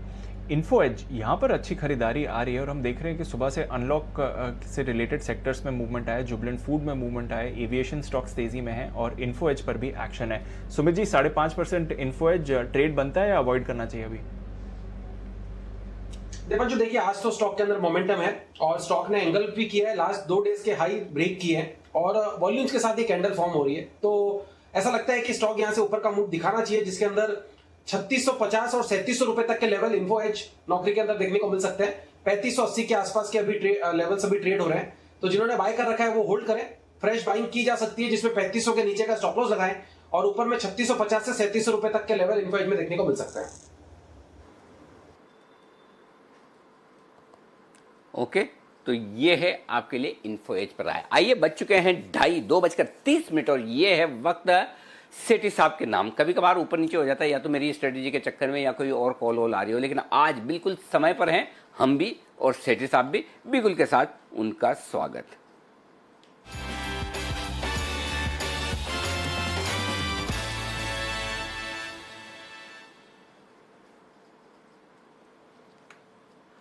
स्वागत है सेठी साहब का। सेठी साहब नमस्कार, बताएं सर, पिक या पिक्स? आजकल वैसे आप फुल फॉर्म में चल रहे हो, पिक्स ही दिया करो sir. Good afternoon Anil ji, बिल्कुल आपकी रिक्वेस्ट आंखों पर पिक्स ही है। एक कैश मार्केट का स्टॉक है और एक F&O का स्टॉक है, हमेशा की तरह 2 स्टॉक है। तो बताऊं पहले कि हेलो नहीं तो पहले और क्या बताओगे? पिक्सी बताओगे आप? इसके अलावा और कुछ बताना चाहते हो तो वो बताओ। कैसे हाल चाल है, सब ठीक है? आप तो अनिल जी मस्ती की क्या कर रहे हैं? अनिल जी तो मस्ती की पाठशाला के मूड में आ चुके हैं 1 घंटे पहले ही लगता है। बिल्कुल बिल्कुल अनिल जी, जो मेरी आज 2 पिक है। पहली पिक है कैश मार्केट से। एक जबरदस्त स्टॉक है टेक्सटाइल स्पेस से, जो कि आजकल फोकस में है। कंपनी का नाम है अंबिका कॉटन। ये कंपनी फंडामेंटली एक बहुत ही अच्छी कंपनी है। ये Coimbatore based leading textile company है, जो कि कॉटन यार्न बनाती है होजरी के लिए, वीविंग के लिए। कंपनी का जो टोटल प्रोडक्शन है उसका 60% एक्सपोर्ट करती है, और जिस तरह से सरकार का फोकस है इस इंडस्ट्री पे, जो भी इंसेंटिव्स अनाउंस करे हैं, और एक भारत को आजकल टेक्सटाइल इंडस्ट्री में चाइना का रिप्लेसमेंट के तौर पे देखा जा रहा है, मुझे लगता है ये स्टॉक बहुत अच्छा करेगा। फंडामेंटल्स बहुत ही अच्छे हैं, वैल्यूएशन सस्ते हैं, ऑपरेटिंग प्रॉफिट मार्जिन अराउंड 13% का ही है, return on equity operating profit margin 13% का है, रिटर्न ऑन इक्विटी 13.31%। पिछले 3 साल में प्रॉफिट में अच्छी तरह से ग्रो करे हैं कंपनी ने। डेट इक्विटी रेशियो सिर्फ 0.14 और FIIs DIIs भी अराउंड 21.5% इसमें ओन करते हैं। और सबसे अच्छी बात है, हाल ही में जो भी टेक्सटाइल कंपनीज के नतीजे हैं, जैसे कल परसों में हमने देखा इंडोकाउंट के नतीजे थे, फिर गोकुलदास एक्सपोर्ट्स जो कि आपके इसमें मालामाल वीकली का भी एक हिस्सा रहा है, बहुत ही जबरदस्त नतीजे है। और नतीजे के बाद स्टॉक्स ने कमाल किया है। इस कंपनी के भी आमतौर पे नतीजे मंथ एंड पे या फिर उस मंथ के बाद वाला जो पहला वीक होता है उसमें आ जाते हैं। तो मैं एक्सपेक्ट करता हूँ भाई अर्ली नेक्स्ट मंथ, अर्ली नवंबर इसके नतीजे आएंगे। नतीजे पे मैं बहुत ही बुलिश हूँ। मुझे लगता है इस स्टॉक को ये 720 के लेवल पे खरीदना चाहिए। मेरा इसमें शॉर्ट टर्म में 775 का टारगेट है। स्टॉप लॉस रहेगा 695 का। 695 का स्टॉप लॉस, 775 का टारगेट तो सारे सेठी साहब के कैश मार्केट का स्टॉक तो कोई ऐसा है नहीं अभी तक जो मेरे ख्याल में आए जिसने टारगेट हासिल न किया हो। सारे के सारे टारगेट सेठी साहब के पहुंचते हैं, जल्दी पहुंचते हैं और पहुंचने के बाद ऊपर निकलता है स्टॉक, टिकता है, आराम से सबको खरीदने और बेचने का मौका मिलता है। कोई हड़बड़ी नहीं, कोई आपाधापी नहीं, कोई मारामारी नहीं। All buyers satisfied, all sellers satisfied. आइए सेठी साहब, क्योंकि आपने कहा अनेक है पिक्स आपकी, दूसरी बताइए सर। हाँ बिल्कुल अनिल जी, जो दूसरा स्टॉक है वो F&O स्पेस से है। आज ऑटो सेक्टर फोकस में है, वहां से एक ऑटो कंपोनेंट कंपनी को रिकमेंड करना चाहूंगा। स्टॉक का नाम है मदरसन सुमी। ये कंपनी भी एक अच्छी कंपनी है और ऊपर के लेवल से एक अच्छी खासी करेक्शन के बाद ये स्टॉक वापस चलने को तैयार है। और आज हमने देखा जितने भी ऑटो कंपोनेंट स्टॉक्स है, जैसे भारत फोर्ड है, बॉश है, जो F&O स्पेस में ट्रेड करते हैं, इन सब में एक शानदार तेजी बनी हुई है। ये स्टॉक भी अभी 110 लेवल पे अवेलेबल है। मुझे लगता है करंट लेवल्स पे बिल्कुल खरीदारी करने का मौका है। इसमें मुझे अर्ली नेक्स्ट वीक, मतलब कल मंडे ट्यूसडे को ही 116-17 के टारगेट नजर आते हैं। स्टॉप लॉस रहेगा 108 रुपए का। 108 का स्टॉप लॉस, 116-17 के टारगेट। कोई खास वजह सेठी साहब इस स्टॉक के चलने के पीछे, कुछ वैल्यूएशंस के अलावा कोई ऐसा और कोई रिजल्ट या और कोई चीज है जो नजर में रखनी है? नहीं, इतना डिटेल्स में मैंने नहीं देखा है, बट ये स्टॉक अच्छा लग रहा है। एक तो क्या अच्छा खासा करेक्ट हो चुका है और पूरा सेक्टर आज फोकस में है। आप भारत फोर्ज देखिए 7% ऊपर है, फिर आप पे बॉश भी अच्छा चल रहा है। उसी तर्ज पे मुझे लगता है ये स्टॉक भी अपने बीटन डाउन लेवल से बिल्कुल तैयार है चढ़ने के लिए। और जो OEMs है वो तो बहुत ही अच्छा परफॉर्म कर रहे हैं और कई एक्सपर्ट्स ने जैसे मारुति पे रिकमेंडेशन दी है, अशोक लेलैंड पे रिकमेंडेशन दी है। मुझे लगता है पूरा सेक्टर अब फोकस में रहना चाहिए और यहाँ से Motherson Sumi would be a good bet at the current level. Sethi साहब एक बात बताऊं मैं आपको, मेरी दिल से इच्छा है कि कभी न कभी तो आपकी बात एकदम सही निकले। जब ये आप पिक्स देने आते हैं ना, आप बोलते हैं, मतलब इसका मतलब ऐसा नहीं, वो टारगेट के हिसाब से नहीं बोल रहा हूँ, टारगेट तो आपके सारे हासिल होते हैं, लेकिन उसके अलावा जो आप बोलते हैं, मैं चाहता हूँ कम से कम किसी एक दिन तो आपकी बात सही निकले। कौन सी वाली? ये जो आपका भारत फोर्ज है, ये जो आपका बॉश है, ये जो आपका टाटा मोटर्स है, कभी कभी मुझे फीलिंग आती है सारे मेरे ही हैं जिस हिसाब से आप बोलते हैं। अनिल जी कमाल है।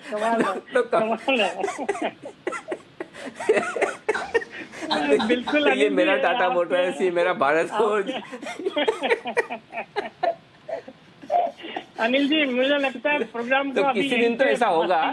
सुनिए अनिल जी, इस प्रोग्राम को अभी यहीं से मस्ती की पाठशाला में तब्दील कर देना चाहिए, मुझे लगता है। नहीं तो मैं सोचता हूँ कभी तो आपकी पिक की तरह आपकी ये बाकी बातें भी सही साबित होगी। चलिए बहुत बहुत शुक्रिया सेठी साहब, बस जल्दी आपसे मुलाकात होने वाली 3:30 बजे। और मस्ती की पाठशाला का आज का टॉपिक आपके सामने आता हुआ, दशहरे पर कौन सी ऐसी है वो बुरी आदत जिसका दहन आप करना चाहते हैं। और इसमें मैंने बस एक छोटा सा वो छोड़ दिया है पॉइंट जो बताया नहीं है, अपनी भी हो सकती है और दूसरों की भी। तो बस बाकी आप समझ गए, अपनी और दूसरों की अंदर बुरी आदत जो भी हो उसका आप ये कर सकते हैं। आइए अब बढ़ते हैं आगे और तुरंत प्रभाव से कुणाल जी और राकेश जी तैयार हैं उनके लिए बिगुल।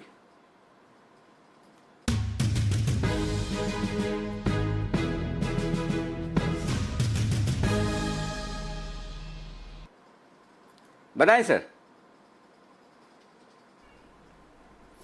अनिल जी, एल्गो ट्रेड है 189.70 का भाव है। स्टॉक का नाम है सेंचुरी प्लाईबोर्ड्स, जिसमें कि ब्रेकआउट आता हुआ नजर आ रहा है। स्टॉक में एक बहुत दमदार मेजर ब्रेकआउट आया है। जिस तरह का मोमेंटम यहां बनता दिख रहा है, स्टॉक में आपको बड़ी तेजी देखने को मिलेगी। और एक पैटर्न यहां पर चार्ट पर बना है जिसको सिमेट्रिकल ट्राइंगल कहते हैं। इसका ब्रेकआउट हो रहा है, तो सारे खूबियां इसमें हैं। Over to Rakesh ji. अनिल जी, बेहतरीन ब्रेकआउट है। 185 185 का स्टॉप लॉस है, 198 पहला टारगेट, 202 दूसरा टारगेट और सेंचुरी प्लाई को खरीदने की राय है। इसके साथ साथ अनिल जी, अभी आप हम टेक्निकल फंडामेंटल की बात करते हैं। एक चैनल चेक मैंने किया हुआ है, अगर आप बोलें तो वो शेयर करूं। और अगर मैं ना बोल दूं तो आपका तो वीकेंड खराब हो जाएगा बंसल जी। इतना पेट दर्द, बाकी सर दर्द, क्या क्या होगा, तो मैं आपकी तबीयत तो खराब होने नहीं दूंगा त्योहारी सीजन में। बोलिए सर, बताइए। देखिए अनिल जी, अभी वसीम जी आए थे, उन्होंने बोला कि डाबर की ना रिकॉर्ड च्यवनप्राश की सेल होगी। और अनिल जी, ये फैक्ट है। इस फैक्ट का ना मस्ती की पाठशाला से कोई लेना देना नहीं है। अनिल जी, भारत में जितना च्यवनप्राश बनता है और उसमें जितना आंवला डलता है अनिल जी, जितना ये च्यवनप्राश बनाने वाली जितनी कंपनियां क्लेम करती हैं आंवला डाला है, अनिल जी उतना आंवला तो हिंदुस्तान में उगता भी नहीं है अनिल जी। ये हकीकत है अनिल जी, ये चैनल चेक है। क्या बात कर, अच्छा आप कैसे गारंटी से बोल सकते हो कि उतना आंवला नहीं उगता? अच्छा, नहीं उगता तो इम्पोर्ट भी तो हो सकता है बंसल जी। ये हाँ,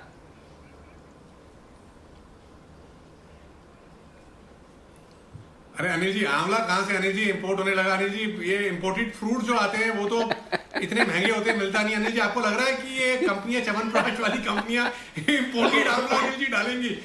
अनिल जी, नहीं डलेगा। अच्छा, तो आप कह रहे हो, देखो मेडिकल के मामले में आपकी ओपिनियन तो हमारे लास्ट वर्ड है जरूर। इसका मतलब आपकी चैनल चेक जो है कुछ तो तगड़ी है। जी जी कुणाल जी।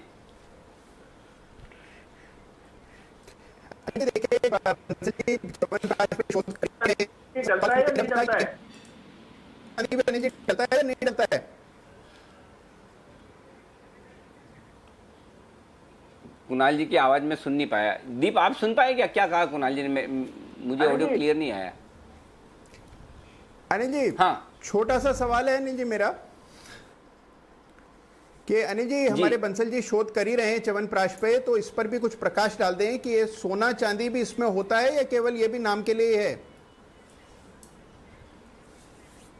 हाँ बताओ बंसल जी, कुछ क्या उससे कुछ ऑर्नामेंट्स, जेवर वगैरह गहने बनवाए जा सकते हैं? बड़ी कंट्रोवर्सी वाली चीज है। नहीं अनिल जी, इसके बारे में नहीं मालूम, हल्की सी मात्रा में तो अनिल जी होता है। बट अनिल जी, ये आंवले वाली फैक्ट अनिल जी, बात एकदम हकीकत है। जितना ये लोग क्लेम करते हैं अनिल जी, मतलब कि हर कंपनी अगर उतना आंवला डाल रही है, तो इतना आंवला तो अनिल जी आता नहीं है। तो कहीं ना कहीं कुछ ना कुछ तो है अनिल जी, मामला गड़बड़ है। चलिए बढ़िया है, चलो इस पे रिसर्च करेंगे और आगे बढ़ेंगे। तब तक दीप के पास चले। जी दीप। बिल्कुल अनिल जी, इंटरेस्टिंग डिस्कशन आया च्यवनप्राश पर। देखते हैं कि किस तरह का एक्शन आएगा, सोना चांदी स्पेशली, जो कुणाल जी का पॉइंट रहा। पर आइए आपको कुछ और स्टॉक्स पर फोकस करा देते हैं। कोटक बैंक, इसके नतीजों का इंतजार है। इतनी अच्छी परफॉर्मेंस नहीं रही है स्टॉक की, अगर आप बाकी बैंक्स की देखें, पर क्या नतीजों से स्टॉक में नई जान आएगी? जानते हैं बाजार का क्या अनुमान है वरुण के साथ। वरुण, बताइए क्या है अनुमान? देखिए, जैसा कि स्टॉक धीमे चल रहा है, वैसे इस कंपनी की जो ग्रोथ है वो भी धीमी रहने वाली है। हमारा अनुमान तो एटलीस्ट यही है। लोन ग्रोथ देखिए, मामूली करीब 7% के आसपास की बढ़ोतरी देखने को मिलेगी। एसेट क्वालिटी के आंकड़े जो है वो ऑलमोस्ट स्थिर रहने वाले हैं। 2.7% पिछले बार थे, इस बार 2.7 या 2.8% के आसपास रहेंगे। सालाना आधार पर अगर आप देखें तो छोटे बेस के कारण प्रोविजनिंग जो है वो आपको ज़्यादा देखने मिलेगी। प्रोविजनिंग जो है 407 करोड़ से बढ़ के 957 करोड़ पे आने वाली है, यानी कि साल दर साल करीब 135% के आसपास की बढ़ोतरी होगी। हालांकि क्यू ऑन क्यू ये ऑलमोस्ट फ्लैट ही रहने वाली है। और बड़ी प्रोविजनिंग का जो असर है आपको सीधे इस कंपनी के मुनाफे में देखने मिलेगा, जहां करीब साल दर साल 19% के आसपास की गिरावट का अनुमान हम लगा रहे हैं। 1724 करोड़ से घट के 1386 करोड़ पे आएगा। कंपनी की जो एनआई ग्रोथ है वो करीब 12.5% के आसपास रहने वाली है। लेकिन सबसे इंपॉर्टेंट ग्रॉस एनपीए है, फ्लैट रहने की अनुमान लगाया जा रहा है। इसके पहले आपने देखा जितने बैंक्स आए उनके एनपीएस में सुधार देखने मिला, तो देखना होगा कि कोटक महिंद्रा बैंक के एनपीएस में सुधार देखने मिलता है या फिर फ्लैट रहता है। ओके, तो नज़र रखते हैं कि कोटक महिंद्रा बैंक की परफॉर्मेंस कैसी रहेगी। किरण जी, बाकी बैंक स्टॉक्स के मुकाबले उतनी अच्छी परफॉर्मेंस नहीं रही है कोटक बैंक पे, क्या यहाँ पर कैचअप रैली दिखती है या फिर स्टॉक थोड़े दबाव या फिर ये रेंज में ही रहेगा? नहीं, मेरा मानना है कि टेक्निकली ये अच्छा चार्ट पैटर्न है, कोई खराब नहीं है, पर थोड़ा सा ब्रॉड रेंज में ट्रेड कर रहा है। 1360 मेरा एक इम्पोर्टेंट सपोर्ट रहेगा। जब तक इसके ऊपर है तब तक मैं मानता हूँ 1440 के आसपास के लेवल्स आपको देखने को मिल जाने चाहिए 2 से 3 दिनों में। ओके, देखते हैं कोटक बैंक का किस तरह के नतीजे रहते हैं। पर आइए, कुछ कॉल्स और तैयार हैं। ऑटो एंसिलरीज में बढ़िया तेजी है, तो एक कॉल लेते हैं विश्वेश जी से। विश्वेश का विशेष।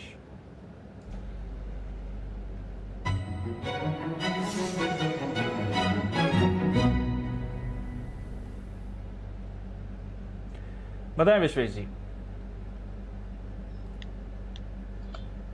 दिवांशु, देखिए एक कॉल है और एक अपडेट भी था, अब मैं शेयर करूंगा बाद में। तो कॉल जो है वो है एक्साइड इंडस्ट्रीज पे। एक्साइड इंडस्ट्री 163 के आसपास चल रहा है। मुझे लग रहा है कि बहुत ही ब्यूटीफुल चार्ट है, यहाँ पे डबल बॉटम पैटर्न बना है समवेयर अराउंड 156।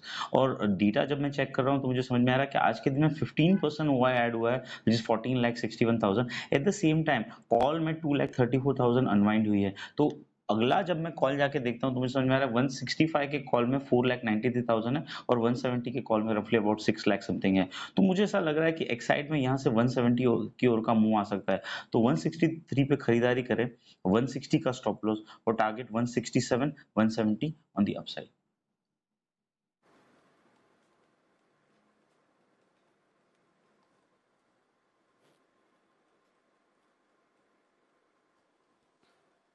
ओके तो ये है एक्साइड के फ्यूचर्स में खरीदारी करने की राय विश्वेश जी की तरफ से। 160 का स्टॉप लॉस, 167 170 के टारगेट के लिए एक्साइड में करनी खरीदारी। आइए, खरीदारी करनी है बिकवाली इंडेक्स में है या स्टॉक में, बताने के लिए तैयार हैं नितिन मुरारका, निफ्टी के निशानेबाज।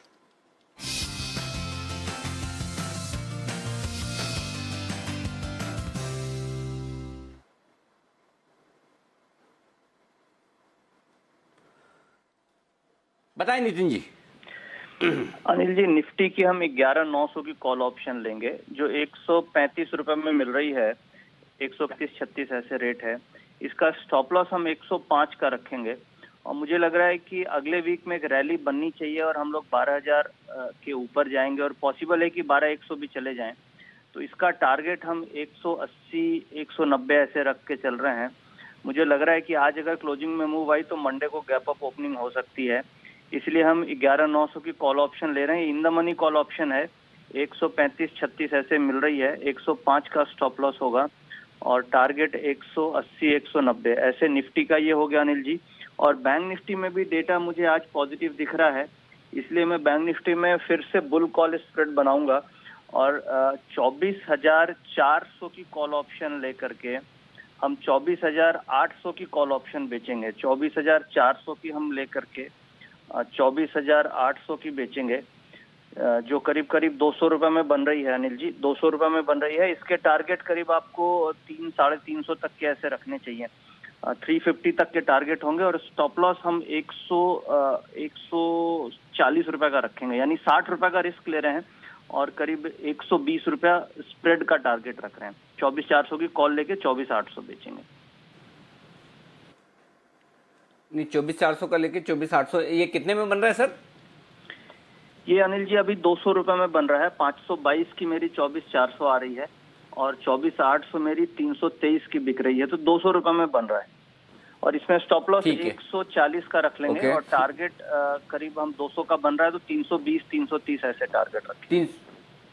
3 करेक्ट, ठीक है। ध्यान तेजी का ही रखना ना नितिन जी? जी अनिल जी, तेजी का। और ऐसा लग रहा है कि अगर आज ये किसी भी कारण से क्लोजिंग में 11,970-75 के ऊपर निकल गया कि शॉर्ट कवरिंग आएगी और मंथली एक्सपायरी भी अब हम लोग चाह रही है। मंथली एक्सपायरी कॉन्ट्रैक्ट्स में हम लोग ट्रेड हो रहे हैं, तो शॉर्ट पोजीशंस बहुत ज्यादा है। और अगर आज 12,000 के आसपास हम लोग क्लोज हो गए तो मंडे को हो सकता है 12,100 की तरफ हम लोग मूव कर जाएं और एक्सपायरी हो सकता है 12,200 की तरफ भी हो जाए। तो मुझे ऐसा लग रहा है कि शॉर्ट कवरिंग आनी चाहिए। 2-3 दिन में जब भी गिरावट हो रही थी तो नीचे से बाइंग हो रही है, इसका मतलब नीचे बायर बैठा है। तो मैं 11,900 का एक स्टॉप लॉस मान के चल रहा हूँ यहाँ से 55 पॉइंट नीचे और ऊपर करीब 150 से 200 पॉइंट अपसाइड का टारगेट लेके चल रहा हूँ।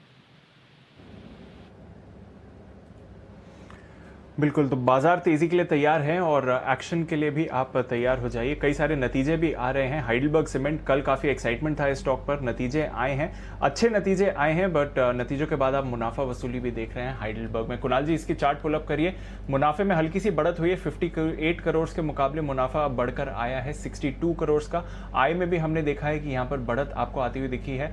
आय घटी है थोड़ी सी, ओके, तो इसलिए शायद थोड़ा डिसअपॉइंटमेंट आप देख रहे हैं। 522 करोड़ से घटकर आय आई है 514 करोड़, तो लगभग सपाट रही है। अन्य आय 10 करोड़ की रही, तो उसको भी अगर आप निकाल दें तो थोड़ा डिसअपॉइंटिंग परफॉर्मेंस रहा है। जहां तक रेवेन्यू का सवाल है, मुनाफे में हल्की सी बढ़त है। कुणाल जी, मुनाफा वसूली चल रही है, हाइडेलबर्ग सीमेंट चार्ट क्या बता रही है सर?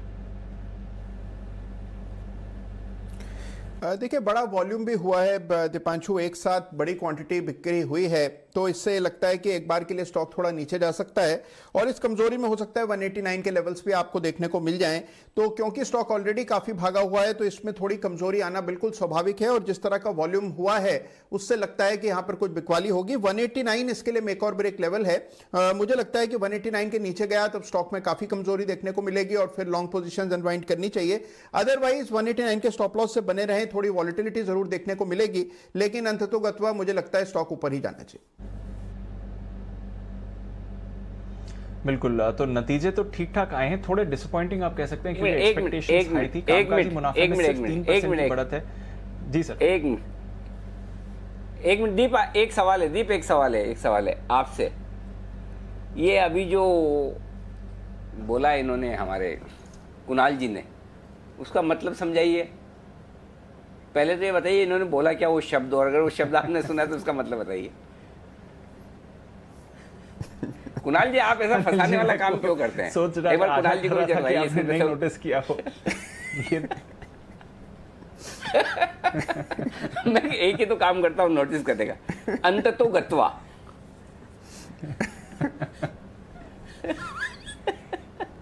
सर, मेरे सर कुणाल जी मतलब बताइए, कुणाल जी बताइए, कोई आइडिया नहीं है इसका क्या मतलब। ये बाउंसर भी था और बाउंसर भी वाइट बाउंसर था। आखिरकार इसका मतलब बता ही दीजिए फाइनली, कुणाल जी। अनिल जी, आखिरकार आपने मतलब बता ही दिया। अनिल जी, आखिरकार ही होता है इसका मतलब। दीप, फाइनली आपको इसका मतलब पता चल चुका है। आखिरकार अंततोगत्वा आपको इसका मतलब पता चल गया। चलिए अब बढ़ते हैं। अब आप जो कह रहे थे आगे कहिए। जी दीप। बिल्कुल, अब ये मैं अपनी वोकैबुलरी में ऐड कर लूंगा और कुणाल जी से बाद में फ़ोन करके इसकी सही प्रोनाउंसिएशन भी सीख लूंगा। बट शुक्रिया कुणाल जी, नया शब्द सिखाने के लिए मुझे। और चलिए आगे बढ़ते हैं। किस तरह से बाजार का एक्शन बढ़ रहा है। हाइडेलबर्ग सीमेंट, जैसे मैं कह रहा था, थोड़े डिसअपॉइंटिंग नंबर्स हैं क्योंकि एक्सपेक्टेशंस काफ़ी हाई थे, पर एक्सपेक्टेशंस काफ़ी हाई हैं एसबीआई लाइफ से। तो एक बार यहाँ पर भी क्या अनुमान है जान लेते हैं। वरुण हमारे साथ तैयार है। वरुण, बताइए एसबीआई लाइफ। देखिए दीप, नंबर्स तो अच्छे होंगे क्योंकि कोरोना काल में जम के पॉलिसीज बेची और दाम भी बढ़ा है, तो उसका सीधा फायदा जो है आपको एसबीआई लाइफ के नतीजों में देखने मिलेगा, जहां नेट प्रीमियम इनकम जो है उसमें 25% की बढ़ोतरी होगी और कंपनी का मुनाफा तो देखिए 130 करोड़ से बढ़ के सीधे 300 करोड़ के आसपास आने वाला है। न्यू बिजनेस प्रीमियम जो है उसमें एक बेहतरीन ग्रोथ की अनुमान लगाया जा रहा है। साथ ही साथ पिछले साल जो बेस था वो काफी छोटा था, इसके लिए आप देख रहे हैं कि मुनाफे में इस तरह का बढ़ोतरी देखने मिलेगी और जो कंपनी की एफिशिएंसी है वो अभी भी लगातार बरकरार नजर आ रही है। तो काफी सारे ट्रिगर्स है जिसके कारण हम ये कह सकते हैं कि एसबीआई लाइफ के नतीजे जो है वो काफी बेहतर रहने वाले हैं। तो ज्यादा पॉलिसीज भी बेची है और प्रीमियम्स भी बढ़ाए हैं, तो उसका सीधा फायदा कंपनियों के नतीजों पर देखने मिलेगा। एसबीआई लाइफ पर नजर रखिए। थोड़ा यहाँ पे आप वैसे देख रहे हैं कि मुनाफा वसूली का दौर चल रहा है और एक रेंज में ही अटके हुए हैं सारे के सारे इंश्योरेंस स्टॉक्स, बट एक्शन भरपूर है इस स्पेस में। एक बार मारुति की चार्ट फिर से पुलअप करिए, क्योंकि अभी थोड़ी देर पहले हम हमारे एक्सपर्ट से मारुति के बारे में बात कर रहे थे।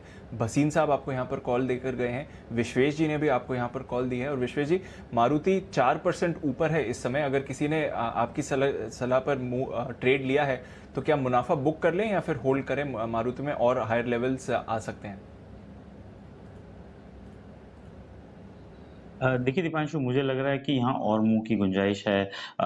थोड़ी प्रॉफिट बुकिंग हो सकती है, लेकिन अगर आपकी पोजीशन छोटी है तो मेरे हिसाब से प्रॉफिट ट्रेल करना चाहिए, क्योंकि जिस इंटेंसिटी का ये ब्रेकआउट है, I would be very disappointed अगर ये फिजल आउट हो जाए। मुझे लगता है मंडे को this should open a gap and somewhere 7200 तक तो ये मूव एक्सटेंड करना ही चाहिए। और कहीं ना कहीं देखिए, मुझे ऐसा लग रहा है कि मार्केट एक रेंज में फंसा हुआ है और वो रेंज में कहीं ना कहीं वॉलेटिलिटी बढ़नी चाहिए। तो जो स्टॉक्स नहीं चल रहे हैं वो चल रहे हैं, तो I am of the view that Maruti should be hold on. At least आप अपना स्टॉप लॉस जो है वो कॉस्ट पे करके होल्ड करें तो कोई दिक्कत नहीं है।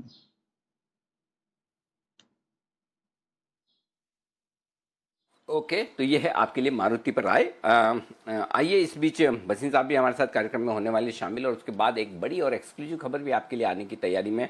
तो बसीन साहब से पहले ले लेते हैं उनकी पिक्स, और उसके बाद चलेंगे हम बड़ी और एक्सक्लूसिव खबर की तरफ, जो कि आपके लिए जी बिजनेस की तरफ से आने वाली है। लेकिन इस बीच सेंसेक्स निफ्टी दोनों हरे निशान में आ चुके हैं, और सेंसेक्स 160 अंकों की मजबूती दिखा रहा है। हफ्ते का अंत मजबूती के साथ करने की तैयारी में बिगुल के साथ स्वागत है बसीन साहब का।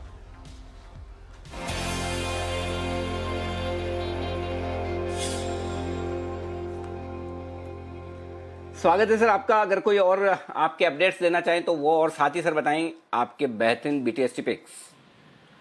कल आपको सेल कहा था सर 35.36, आज 36, इट इज हिट 37, वहां पे बुक कीजिए। 2 दिन पहले आपको भारत फोर्ज बहुत एग्रेसिवली दिलाया था 450, आज वो 498 to 500 बिक गया, तो दैट इज इनक्रेडिबल। 10% आपको 2 दिन में आया है, 10% से ज्यादा। मारुति आपको दिलाया था 7119 हो गई है, मारुति में मैं बहुत बुलिश हूँ। और दूसरा मैंने जो आपको दिलाया था डाबर, वो भी 19 रुपए का भाव है अनिल जी। तो डाबर सर, हाँ बिल्कुल, वो दोनों आपके कॉल बढ़िया चल रही हैं। अब आपके लिए कल के लिए BTSTT एक है, मैं ये कहूंगा ये शेयर लेके सो जाना चाहिए, इसमें रिजल्ट बहुत बढ़िया आएंगे। और मैं गोदरेज ग्रुप पे बहुत पॉजिटिव हूँ। 678.79 का भाव है गोदरेज कंज्यूमर प्रोडक्ट्स, 669 का स्टॉप लॉस रखिए, 725 का पहला टारगेट। गोदरेज कंज्यूमर का जो इंडोनेशियन बिजनेस है वो बहुत स्ट्रॉन्ग ट्रैक्शन दिखा रहा है, और यहाँ पे भी आपको पता है इस बीमारी और घर पे रहने से लोगों के बाल ज्यादा जल्दी सफेद होने लगे, तो गोदरेज का जो हेड आई है वो उसकी सेल्स रिकॉर्ड आएंगी इस क्वार्टर में। तो इस क्वार्टर में रिकॉर्ड सेल्स आएंगी। लेकिन बसीन साहब, हेड आई तो अगर जो सर हेड आई तो घर से बाहर निकलते तो ज्यादा जरूरत पड़ती, घर में तो क्या है, सबको पता ही है कि समय लेते हैं। तैयारी हो रही है लेकिन फिर भी चलिए, आपकी रिसर्च है तो तैयारी कर रहे हैं ना। अब फिल्म हॉल खुल गए और घरवाली को इम्प्रेस करना ही करना है सर। फिल्म हॉल खुल गए, बार खुल गए, और क्या चाहिए। अब आप बाहर जाने की तैयारी करोगे ना। एब्सोल्युटली। तो चलिए, हेयर डाइज की बिक्री बढ़ने की तैयारी, गोदरेज कंज्यूमर पसंद है वसीम साहब को, खरीदिए। 725 के टारगेट के लिए 669 का आपको लगाना है स्टॉप लॉस। आइए अब बढ़ते आगे, बड़ी और एक्सक्लूसिव खबर का ज्यादा इंतजार आपको ना करना पड़े, तैयारी है। और हमारी संवाददाता एकता सूरी हमारे साथ इस वक्त कार्यक्रम में हो रही है शामिल। बताइए एकता, क्या है खबर, किस कंपनी से जुड़ी हुई खबर, और क्या है एक्सक्लूसिव खबर आपके पास, बताइए। जी अनिल सर, ये खबर जुड़ी है 2 कंपनीज के साथ, जो कि है माइलन और सिप्ला। यहाँ पर इनको नया परचेज ऑर्डर मिला है बीएमसी की तरफ से 97,000 वायल्स का रेमडेसिविर की, और जहां पर इन्होंने 45,000 जो वायल्स हैं वो 31 अक्टूबर तक बीएमसी ने देखा था कि उनके सरकारी हॉस्पिटल्स को या कितने हॉस्पिटल्स को वायल्स की जरूरत है। इस वजह से 45,000 जो वायल्स हैं वो अभी तक बीएमसी को डिलीवर हो चुकी हैं, और बाकी 31 अक्टूबर के बाद कितनों की जरूरत पड़ेगी ये जैसे ही माइलन और सिप्ला को बताया जाएगा, उन्हें 24 आवर्स से लेकर 48 आवर्स के बीच में ये डिलीवर करनी है। और यहाँ पर दोनों ने जो प्राइस रेंज रखी थी अपने वायल की 2182.88 रुपीज, जो कि महाराष्ट्र गवर्नमेंट ने जो कैप रखा था रेमडेसिविर की वायल का, जो कि 2360 रुपए का था, उससे भी कम है। यानी कि ये परचेज ऑर्डर 2 कंपनीज को मिला है 97,000 वायल्स का, और उसमें से अभी 45,000 डिलीवर हो गई है और बाकी जल्दी डिलीवर करेंगे ये। जी अनिल सर। ओके, तो ये है सिप्ला के लिए बीएमसी से बड़े ऑर्डर मिलते हुए, और साथ ही माइलन को भी ये कोरोना में के काम में आने वाली ये दवा है, और इसके लिए ऑर्डर्स मिलने की तैयारी में है। और कुछ ऑर्डर्स की और ऑलरेडी सप्लाई हो चुकी है, और कुछ ऑर्डर्स और सप्लाई होना बाकी है। बंसल जी, आपकी फार्मा की टेक्निकल और फंडामेंटल दोनों रिसर्च को साथ जोड़ते हुए बताएं सिप्ला के बारे में, क्या करना चाहिए, क्या सिप्ला के लिए अच्छी खबर है यहाँ पर कि, और बीएमसी जो बॉम्बे का म्यूनिसिपल कॉरपोरेशन है, मेरे ख्याल से सबसे ज़्यादा बड़ा कंज्यूमर वही होगा इस वक्त कोरोना की दवाइयाँ खरीदने वाला। सबसे ज़्यादा थोड़ा प्रकोप भी यहाँ पर है। बताइए सिप्ला पर अपनी राय और इस खबर पर भी। अनिल जी, ये खबर तो काफी पॉजिटिव है और सिप्ला में भी मेरा व्यू अनिल जी काफी पॉजिटिव है, नतीजे भी अच्छे आ रहे हैं। बट एक ही चीज है, स्टॉक चल नहीं रहा है, ऊपरी लेवल्स पे साइडवेज जोन पर है और राय ये है कि इसको बाय एंड होल्ड करना चाहिए। जिस तरीके का यहाँ टेक्निकल रुझान है, बिना बताए ये जोर से ऊपर की तरफ भागेगा, तो सिप्ला पे राय पॉजिटिव है और इन स्तरों पर खरीदने की राय है। और इसमें से निकलना तब है जब 739 के नीचे की एक डिसाइसिव क्लोजिंग आए, तब यहाँ पर ट्रेंड खराब होता है। एल्स इसको बाय एंड होल्ड करना चाहिए एक बड़े अपमूव के लिए। बिल्कुल, बड़े अपमूव के लिए यहाँ पर खरीदारी करें, होल्ड भी करें। आशीष सर, आपकी राय सिप्ला पर फंडामेंटली और ये जो खबरें आ रही वो अच्छी हैं, तो क्या करना चाहिए? अनिल जी, इस एक्सपायरी में सिप्ला तो मेरी रिकमेंडेशन शॉर्ट की थी, लेकिन कल परसों में अनिल जी एक डिप आया था 750 से भी नीचे, तो 50 और 60 के बीच में एक बार कवर किया था। और हमने अनिल जी इसमें एक स्प्रेड भी बनाया हुआ है, 800 की एक पुट लेके 750 की 2 पुट बेची हुई है, इसमें भी प्रॉफिट है।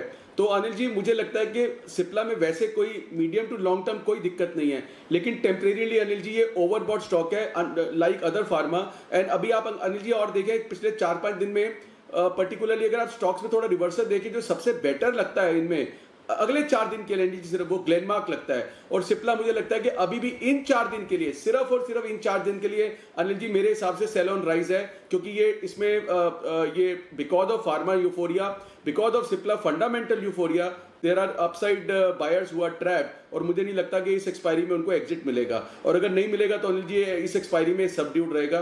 बट अगेन सबड्यूड रहेगा, अगर नीचे आता है तो मीडियम टर्म वालों के लिए अपॉर्चुनिटी भी होगी। अगर किसी वजह से कुछ स्टॉक्स में अगर सेल ऑफ दिखता है तो it is one of the candidate जो बिल्कुल बाय लिस्ट में होना चाहिए।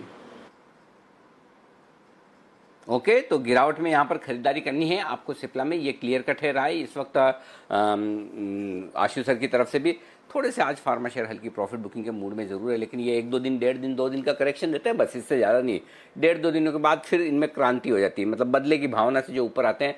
और ये क्रांति शब्द मैंने नहीं दिया है, कुणाल जी ने दिया। कुणाल जी 1.5-2 दिन, 3 दिन मैक्सिमम, बस इतना ही करेक्शन है ये सब फार्मा कंपनियों में।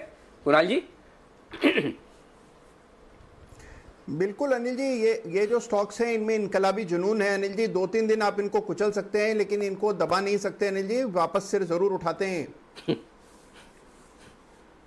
ना दबा सकते हैं, कुचल नहीं सकते। शब्दों का प्रयोग इधर से उधर हो गया कुणाल जी। वही। 2-3 दिन के लिए आप इनको दबा सकते हैं, लेकिन कुचल नहीं सकते। हाँ वही मैं आपकी भावनाएं समझ गया। हाँ बिल्कुल जी आशु सर। अनिल जी जो सबड्यूड लिस्ट में ना सिप्ला के साथ एक सन फार्मा भी मेरी उसी लिस्ट में है। ये जब अनिल जी इंट्राडे ब्रेकआउट दिखता है, आज हाँ। 490-95 के ऊपर लग रहा था, लेकिन उसके बाद फिर देखिए 485। तो ये दोनों मेरे अनिल जी इस एक्सपायरी के लिए दोनों मेरे सेल कैंडिडेट है ऑन रिवर्सल। जब भी इनमें इंट्राडे मूव्स आए अनिल जी 2-3 दिन वाला, only again Anil ji caveat only for this expiry, Cipla and Sun pharma.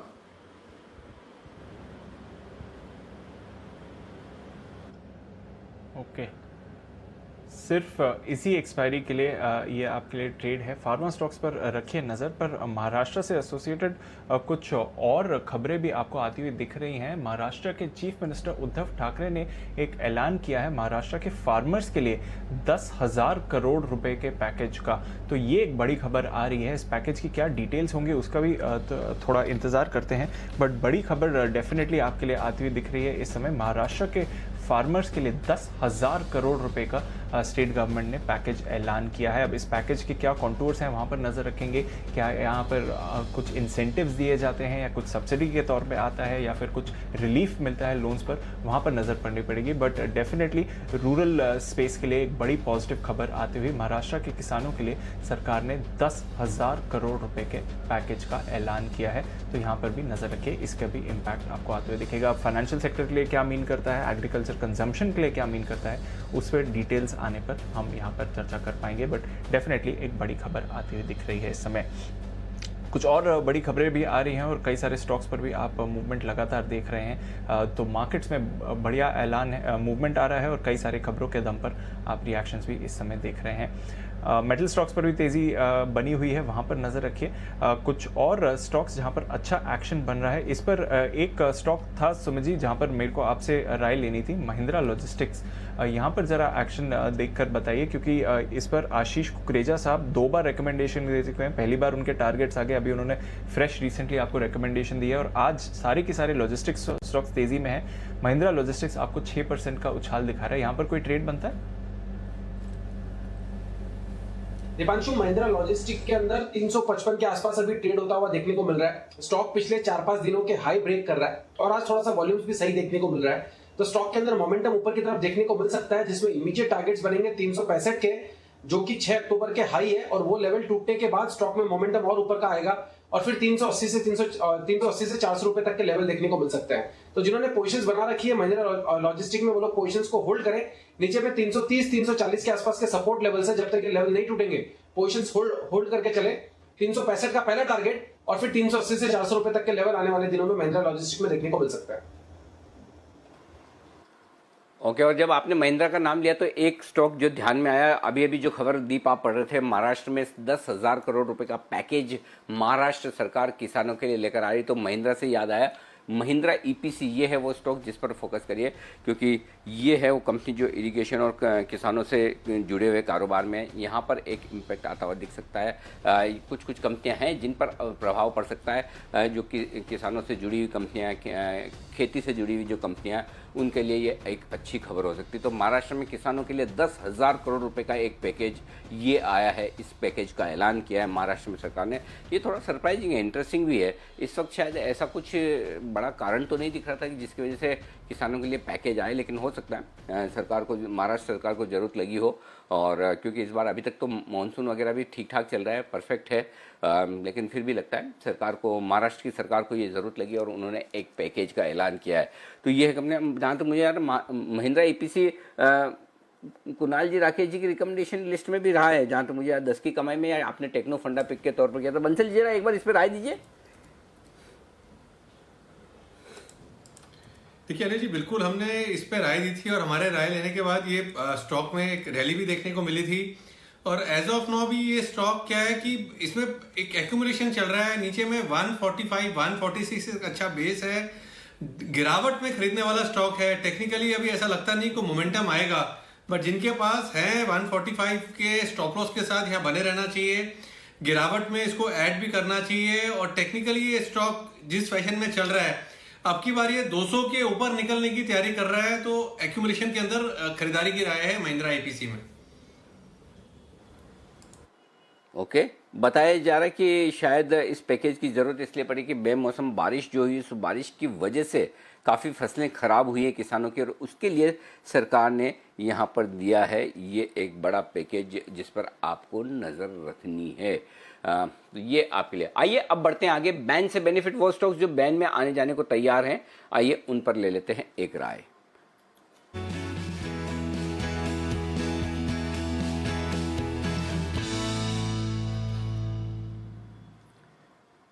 बताएं सर। आशीष जी, हाँ आशीष हमारे साथ जुड़ चुके। आशीष बताइए कौन से स्टॉक्स बैन में से बाहर आने को तैयार है, पहले बाहर आने वाले बताइए। अनिल जी, 2 स्टॉक जो है बैन से बाहर निकलेंगे, लेकिन 4 की फ्रेश एंट्री होगी। सबसे पहले जो निकलने वाले नाम है वो बताता हूँ। पंजाब नेशनल बैंक पीएनबी, इस पर फोकस रखें। 81% होगी है मार्केट वाइड पोजीशन लिमिट। 80% के नीचे आते ही स्टॉक बैन से बाहर निकल जाता है। और माइंट्री यहाँ पर भी देखें करीब 81% ही है, तो फिर एक पूरी संभावना बन रही है कि पीएनबी और माइंट्री, ये 2 स्टॉक जो है बैन से बाहर निकलते हुए नजर आएंगे। ओके, पीएनबी और माइंट्री बाहर निकले। अंदर में देखिए वोडाफोन आइडिया कल ही बाहर निकला था, लेकिन आज फिर से जो मार्केट वाइड पोजीशन लिमिट है वो 117% के आसपास आ चुकी है, यानी निश्चित है कि वोडाफोन आइडिया तो बैन में आएगा। इसके अलावा इंडसइंड बैंक यहाँ पर भी देखिए 112% है market wide position limit. Vedanta 106% और एस्कॉर्ट्स 104%, यानी ये 4 स्टॉक जैसे हैं जहां पर आपको जो मार्केट वाइड पोजीशन लिमिट है फिलहाल 95% से ऊपर दिख रही है, तो इन स्टॉक्स की प्रोबेबिलिटी के बैन में आएंगे। ओके, तो एस्कॉर्ट्स और वेदांता, हाँ वेदांता बैन में आ रहा है। ओके, कल बोर्ड बैठक है वेदांता की और जिसमें डिविडेंड पर विचार किया जाएगा और उससे पहले बैन में आ रहे हैं। ओके, ठीक है, इंटरेस्टिंग। तो ये है आपके लिए वेदांता और एस्कॉर्ट्स, दो स्टॉक में अगर आपकी पोजीशन है तो ध्यान में रखिएगा। ओके, इस बीच एसबीआई कार्ड्स ने करार किया है दिल्ली मेट्रो रेल कॉरपोरेशन के साथ DMRC contactless Delhi metro SBI card launch किया। ओके, अभी कोरोना के ज़माने में बिना कॉन्टैक्ट के आप ट्रैवल कर पाएँ उसके लिए इन्होंने आज एक ये लॉन्च किया है, अपना दिल्ली में कार्ड लॉन्च किया है और इसके साथ करार भी किया है। तो दो स्टॉक हैं जो बैन में आने को तैयार है, एस्कॉर्ट्स और साथ ही वेदांता। आइए इस बीच कुछ अपडेट देना चाहते हैं विश्वेश जी बताइए क्या है अपडेट। अनिल जी धन्यवाद यहाँ पूछने के लिए। बेसिकली निफ्टी के ऊपर अपडेट था अनिल जी। मैंने निफ्टी पे एक स्ट्रैटेजी शेयर करी थी आपको लास्ट वीक में, और जो स्ट्रैटेजी थी वो थोड़ी सी कॉम्प्लिकेटेड थी, तो इसलिए मैं फिर से शेयर करना चाहूंगा क्योंकि व्यूअर को पता चलना चाहिए कि हेज स्ट्रैटेजीज के बेनिफिट क्या होते हैं। तो जहां पे नेकेड हम इतनी सारी चीजें शेयर कर रहे हैं, फ्यूचर कॉल हेज स्ट्रेटेजी मेरे ख्याल से मैं आशुष जी शेयर करते हैं, तो उसके फायदे भी पता चलने चाहिए। तो 12 अक्टूबर के दिन, ऑलमोस्ट 10 दिन हो गया, मैंने शेयर की थी निफ्टी की 29 अक्टूबर की, मतलब मंथली की, हमने 12,200 की 2 कॉल बेची थी और 12,000 की 1 पुट बेची थी। और हमारा इनहेरेंट व्यू था कि नीचे में आप ऑलमोस्ट 11,500 तक हेज थे और ऊपर में आप 12,400 तक हेज थे, जिस हिसाब से स्ट्रेटेजी बनाई थी। करंटली सर इस स्ट्रेटेजी के ऊपर में 7% रिटर्न जनरेट हो रहा है। मतलब अगर आपने एक लॉट किया होता तो आपको 18,000 रुपए बन रहे हैं, और अगर आप इसको होल्ड करते हो यहाँ पे थोड़ा सा एक्सपायरी तक और, तो 25 से 27,000 और बन जाते हैं। आपकी जो प्रॉफिटेबल रेंज है वो 11,600 और 12,400 है। तो अगर आप अभी भी होल्ड करते हो तो कोई दिक्कत नहीं है। तो ये स्ट्रैटेजी को स्ट्रैप स्ट्रैटेजी कहते हैं। आपने 2 कॉल बेच के 1 पुट बेची थी क्योंकि व्यू ये था अपसाइड लिमिटेड थी, डाउनसाइड लिमिटेड थी और प्रीमियम जो थे रिलेटिवली हाई थे। तो मुझे लगता है कि टाइम टू टाइम इस तरह की स्ट्रैटेजी अगर आपके पास, और मार्जिन जो इसमें डिप्लॉयड था अनिल जी वो खाली 2.5 लाख रुपए का था, तो 2.5 लाख के ऊपर अगर आपको 20,000 रुपए बन रहे हैं 10 दिन में, तो मेरे हिसाब से बहुत अच्छा रिटर्न है क्योंकि इसमें रेंज जो थी वो काफी बड़ी थी। तो इस तरह की strategy Anil ji time to time मैं शेयर करता हूँ। ये मतलब हमने डीएलएफ में की है, वहां प्रॉफिट बन रहा है, हमने आईटीसी में किया है, वहां प्रॉफिट बन रहा है, हमने थोड़े दिन पहले कोटक में किया था। तो अनिल जी ये 1:2 इस तरह के जो स्प्रेड होते हैं। इनफैक्ट एक स्ट्रेटेजी हमने लास्ट वीक शेयर की थी, 24,000 का कॉल लेके 25,000 के 3 कॉल बेचे थे। अनिल जी देखिए बैंक निफ्टी किधर से उधर हो गया, उस स्ट्रेटेजी के ऊपर अभी भी 1.5 से 2% का रिटर्न जनरेट हो रहा है। तो ये फैंटास्टिक होता है अगर आपके पास में हायर कैपिटल है, स्मॉलर कैपिटल में भी कर सकते हो, लेकिन कंसिस्टेंट मनी जनरेट करने के लिए it is a good thing. तो थैंक यू अनिल जी। ये स्ट्रेटेजी समझ गया। मुझे लगता है बिल्कुल जी इसी स्ट्रेटेजी पर आशु जी भी कुछ कहना चाहते हैं। जी आशु जी जल्दी से बताइए। अनिल जी जल्दी से मैं बोल रहा हूँ, जो विश्वेश ये बात बोल रहा है जिसने इसे मेंशन भी किया, स्ट्रेटेजी का बेनिफिट अनिल जी विश्वेश जिस तरह से बता रहा है, आज by chance since he is mentioning, आप आज एलएनटी का देख लीजिए अनिल जी। एलएनटी 947 948 पे अच्छा लग रहा था। Now there are 3 thing which has happened. अगर किसी ने प्लेन वनीला एलएनटी लिया है अनिल जी, इस वक्त वो 940-41 है, तो अब उधेड़ बून हो जाएगी कि 3.5 पे काट के जाना है या लेके जाना है, और ट्रेड लॉस में है। दूसरी चीज अनिल जी, जिसने प्लेन वनीला ऑप्शन ली 20-21 रुपए में, वो 17 रुपए है, वो 3 रुपए का लॉस लेके जाए या बुक लेके जाए। अब उसमें शांति इस बात की है कि 20 से ज्यादा का लॉस नहीं हो सकता, कोई लंबा चौड़ा मार्जिन नहीं है। तीसरी strategy Anil ji hedge 940-980, LNT 940, 50 पैसे का प्रॉफिट है, लॉस नहीं है अनिल जी। लेकिन इसका पिटफॉल क्या है कि अनलिमिटेड लॉस एक ऊपर है 1020 पे, और मार्जिन डिप्लॉयमेंट है। तो अनिल जी मैं जो विश्वेश कह रहा हूं, बार बार ये बोलता हूं, लॉस इज हेल्दी या मार्जिन इज हेल्दी, ये व्यूअर को, क्लाइंट को, ट्रेडर को डिसाइड करना है। मतलब जो अगर सोचता है कि मैं शॉर्टकट कर लूं अनिल जी, मेरे हिसाब से भी शॉर्टकट नहीं है, या एक अपने डिसिप्लिन की बात होती है अनिल जी, ट्रेडिंग स्टाइल्स भी होते हैं और पैसे का रिक्वायरमेंट तो है ही। तो इसलिए मैं भी अनिल जी हेड स्ट्रेटेजी को बहुत प्रमोट करता हूं। And by chance since Vishesh trade method, तो LNT was a live example of today कि अगर 3 तरीके से ट्रेड किया होगा तो तीनों का रिजल्ट इस वक्त क्या है। बट यस, अगर एलएनटी अनिल जी अभी अगर शॉर्ट कवरिंग आ चुकी होती 950 हो जाता, तो प्लेन वनीला में बेनिफिट भी ज्यादा होता। So having said that, I said कि दोनों के प्रोज एंड कॉन्स है, डिसाइड आपको करना।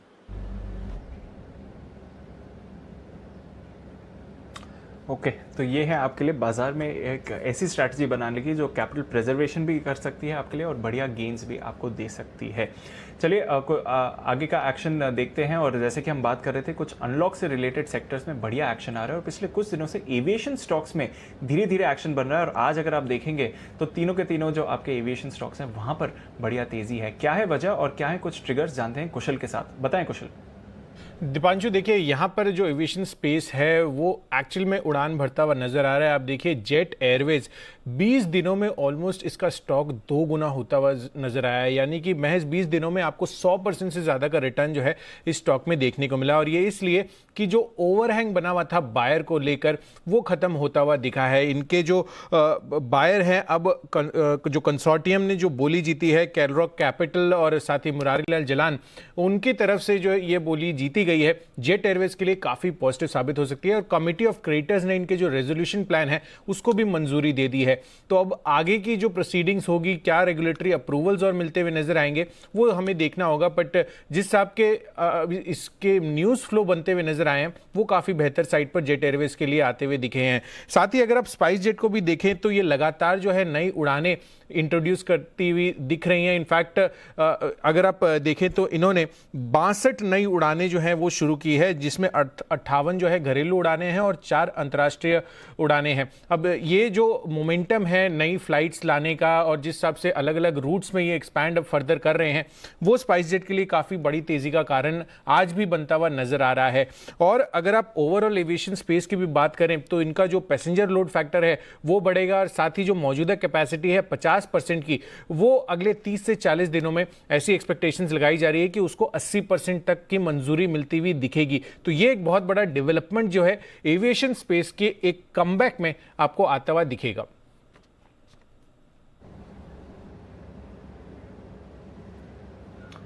ओके तो ये है आपके लिए पूरे का पूरे एविएशन स्पेस। आज सुबह सचित जी भी शायद इंटरग्लोब एविएशन पर खरीदारी की राय देकर गए थे, वहां पर भी एक्शन है। स्पाइस जेट भी आपको एक्शन में दिख रहा है। एशियन ग्रेनिटो, जरा इसकी चार्ट पुलअप करिए और कुणाल जी जरा इसकी चार्ट पर नजर देखिए। शेयर विभाजन को बोर्ड की मंजूरी मिल गई है। रेशियो निकालने की कोशिश करते हैं कि 1:1, 2:1 स्प्लिट है, जो भी एक फाइनल वो वर्डिक्ट आता है उस पर शेयर विभाजन के लिए बोर्ड से मंजूरी मिल गई है एशियन ग्रेनिटो को। और ये हमें मालूम ही था ये खबर होने वाली है, बाजार को इसका इंतजार भी था। और देखिए स्टॉक आपको 6% की तेजी इस समय दिखा रहा है। एक शेयर के 5 पार्ट्स होंगे। तो कुणाल जी, शेयर विभाजन 1:5 एशियन ग्रेनिटो। जी सर। देखिए एक ब्रेकआउट आता हुआ दिख रहा है दीपांशु। देखिए मुझे लगता है कि ये जो स्प्लिट की खबर है इसका शायद उतना बड़ा असर नहीं हो, लेकिन अगर आप इसका स्ट्रक्चर देखें तो मुझे लगता है कि बहुत अच्छा स्ट्रक्चर है। गिरावट भी स्टॉक में हाल फिलहाल में आई है और उसके बाद अब बिल्कुल अपने सपोर्ट के करीब से ही स्टॉक में वापस से तेजी बनती दिख रही है। तो मैं काफी कन्विंस्ड हूं कि वापस से आपको 310 तक के लेवल्स देखने को मिलेंगे। तो जिनके पास पोजीशन है उन्हें बने रहने की राय। ओके जिनके पास पोजीशन है बने रहिए। स्टॉक डेज हाई पर है, 6.5% की तेजी, 1:5 का स्टॉक स्प्लिट बोर्ड ने मंजूरी दे दी है। पर आइए स्वागत करते हैं जय ठक्कर का कैश के ऑप्शन के लिए।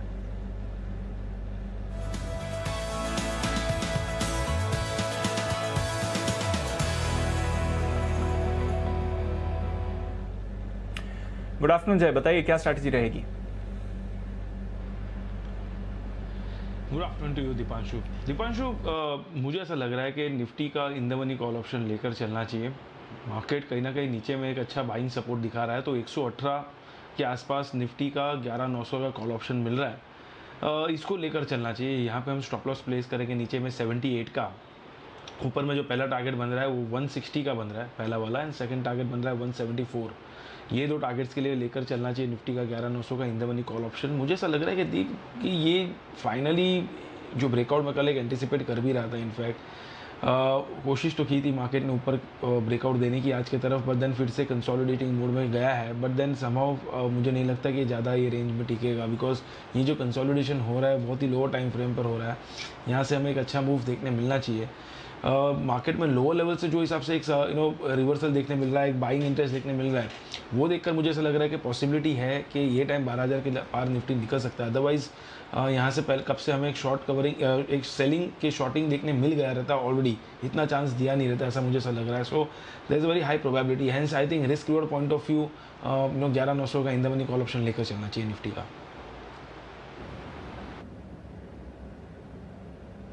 ओके तो 11,900 का in the money call option खरीदना है आपको निफ्टी का 118 के लेवल्स पर 160 174 के टारगेट्स आ सकते हैं। जैकपॉट शेयर भी है जय?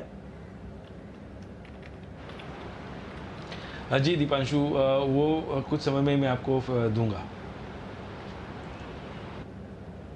ओके इंतजार करते हैं जय की तरफ से एक जैकपॉट कॉल भी आने की तैयारी में है, तो वहां पर भी नजर रखेगी। बैंक निफ्टी अच्छी रिकवरी आई थी थोड़ी देर पहले पर वापस फिसल गया है बैंक निफ्टी, तो दोनों तरफ के ट्रेड आपको बैंक निफ्टी में हो रहे हैं। मेटल स्टॉक्स में अब दोनों तरफ के ट्रेड आपको होते हुए दिख रहे हैं, तो सेल यहां पर अभी भी तेजी है, अच्छा एक्शन आ रहा है, पर JSW स्टील नतीजों से पहले ये स्टॉक आपको फिसलता हुआ दिख रहा है, वहां पर नजर रखिए। JSPL में भी आप गिरावट आते हुए दिख रहे हैं, तो मेटल्स में अब थोड़ा उतार चढ़ाव चल रहा है, पर सुबह से ही टाटा स्टील तेजी में है और अभी भी तेजी बरकरार है, वहां पर 3.5% ऊपर आपको फिलहाल टाटा स्टील भी दिख रहा है।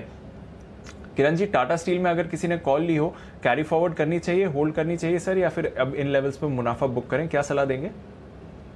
नहीं, जिस तरीके से मेटल्स में थोड़ी सी प्रॉफिट बुकिंग देखने को मिल रही है, एक बार के लिए प्रॉफिट बुक कर सकते हैं। चार्ट पैटर्न कुछ खराब नहीं है, पर ओवर स्ट्रेच दिख रहा है। 370 से सीधा एक वन वे रैली हमने 422 425 के लेवल्स टेस्ट करते नजर आ गए, तो एक बार के लिए प्रॉफिट बुक कर लेना चाहिए। वैसे भी 430 में एक बहुत बड़ा ऑप्शन बैरियर है, लगभग 15 लाख का, तो मेरा मानना है कि वो क्रॉस करने में थोड़ा सा तकलीफ होगा इस काउंटर को, तो ये लेवल्स अच्छे लेवल्स है प्रॉफिट बुकिंग करने के लिए। ओके अच्छे लेवल्स हैं, अगर आप चाहें तो थोड़ी मुनाफा वसूली कर सकते हैं, और हम देख भी रहे हैं कि मेटल्स में थोड़ी मुनाफा वसूली हो रही है। टोरेंट फार्मा यहाँ पर भी नजर रखिए, सुबह से स्टॉक भी एक्शन में रहा है और इसके नतीजों का क्या अनुमान है अब जान लेते हैं देवांशी के साथ। देवांशी बताइए, टोरेंट फार्मा क्या है एक्सपेक्टेशंस? बिल्कुल दीपांशु, आप देखिए टोरेंट फार्मा के वर्चुअली अगर आप देखिए तो नंबर्स अच्छे दिखेंगे, लेकिन आप देखिए उसकी ये वजह है कि इनकी जो R&D खर्च हैं वो इस तिमाही में थोड़े से कम होते हुए दिखे, और साथ ही जो यहाँ पे लॉकडाउन था इसका जो असर है उसकी बिक्री पर आता हुआ दिख रहा है, तो इसी के चलते थोड़े से मिलेजुल नंबर्स रह सकते हैं। आप देखिए आय जो है वो केवल 5% तक बढ़ने का अनुमान लगाया जा रहा है। साथ ही अगर कामकाजी मुनाफे की बात करें इस तिमाही में तो करीब 14 से 15% तक बढ़ते हुए दिखेंगे। इनके जो ऑपरेशनल खर्च है वो इस तिमाही में कम होते हुए दिखे हैं, इसका फायदा कहीं ना कहीं कंपनी को मिलता हुआ दिखेगा। तो कुल मिला के 15% तक की बढ़त, मार्जिन 30% रहने का अनुमान है 27% से बढ़कर, तो एक बार क्योंकि इनके ऑपरेशनल खर्चे उसमें कमी आती हुई दिख रही है, लेकिन जो मुनाफा है उसमें इस बार बढ़त आती हुई दिखेगी करीब 32% की। लेकिन इस बार देखना होगा कि इनकी जो 2 इकाई है दहेज के दर्द की, यहाँ पे जो समस्या है वो किस तरह से, अब क्या स्ट्रैटेजी है कंपनी की, इस पर नजर रहेगी। साथ ही घरेलू कारोबार की बात करें तो करीब 2 से 5% तक की बढ़त का अनुमान लगाया जा रहा है, अगर उससे ज्यादा आता है तो नंबर थोड़े से ज्यादा पॉजिटिव होंगे।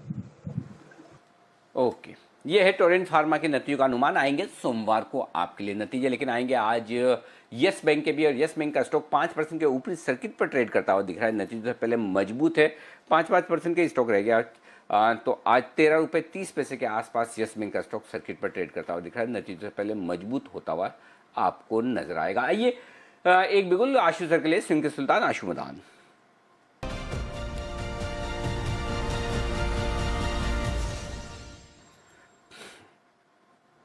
बताएं सर। अनिल जी, जो मैं अभी बोल रहा था कि कुछ स्टॉक्स मेरी वेट करता हूँ हिट लिस्ट में होते हैं, और उसमें अनिल जी मैं आशीष से इंस्पायर हुआ हूँ, जो इसने मुझे बताया इंडसइंड बैंक। अगर अनिल जी ऊपर का बायर ट्रैप्ड है इंडसइंड में, और अगर ये बैन में चला जाता है तो अनिल जी हो सकता है कि ये मंडे को और अगले 4 दिन के लिए और नीचे के भाव मिल जाएं, तो मुझे लगता है कि ट्राई करना चाहिए। और मार्केट में अनिल जी तेजी है, मैं बिल्कुल बोल रहा हूँ 100% तेजी है। हमने सारी रिकमेंडेशन बाय की दी है, लेकिन उसको हेज करने के लिए अगर शॉर्ट करना है तो इंडसइंड बैंक को अनिल जी सिर्फ 615 रुपए के स्टॉप लॉस से शॉर्ट करना चाहिए। और अगर ये बैन में जाता है तो अनिल जी अगले 4 दिन तक इसमें एग्जिट नहीं मिलेगा। और अगर 615 क्रॉस कर जाता है अनिल जी तो बिल्कुल पूछने की जरूरत नहीं, 615-20 एक ऐसा बैंड है, अगर वो क्रॉस कर गया तो वो that is the stop loss. Otherwise as a hedge Anil ji IndusInd Bank को शॉर्ट रखना चाहिए। और कैविएट है अनिल जी, अगर ये बैन में जा रहा है तो आई थिंक मुझे लगता है कि ट्रेड फ्रूटफुल हो जाएगा। और 590 अगर टूट गया तो अनिल जी इसमें एक बड़ा फॉल भी आ सकता है, बट 590 अभी नहीं लग रहा टूटता हुआ, but I think Anil ji एक बेस्ट हेज है अनिल जी। अनिल जी 4 चीजें प्लस हो तो एक तो शॉर्ट बनती है ना अनिल जी, कैसे जाएंगे नहीं तो। अरे सर आप तो इतनी लॉन्ग कर रहे हो इंडिया, ये मतलब आप तो खराब ना बोलो ना, उसको भी हम अच्छा मानते हैं।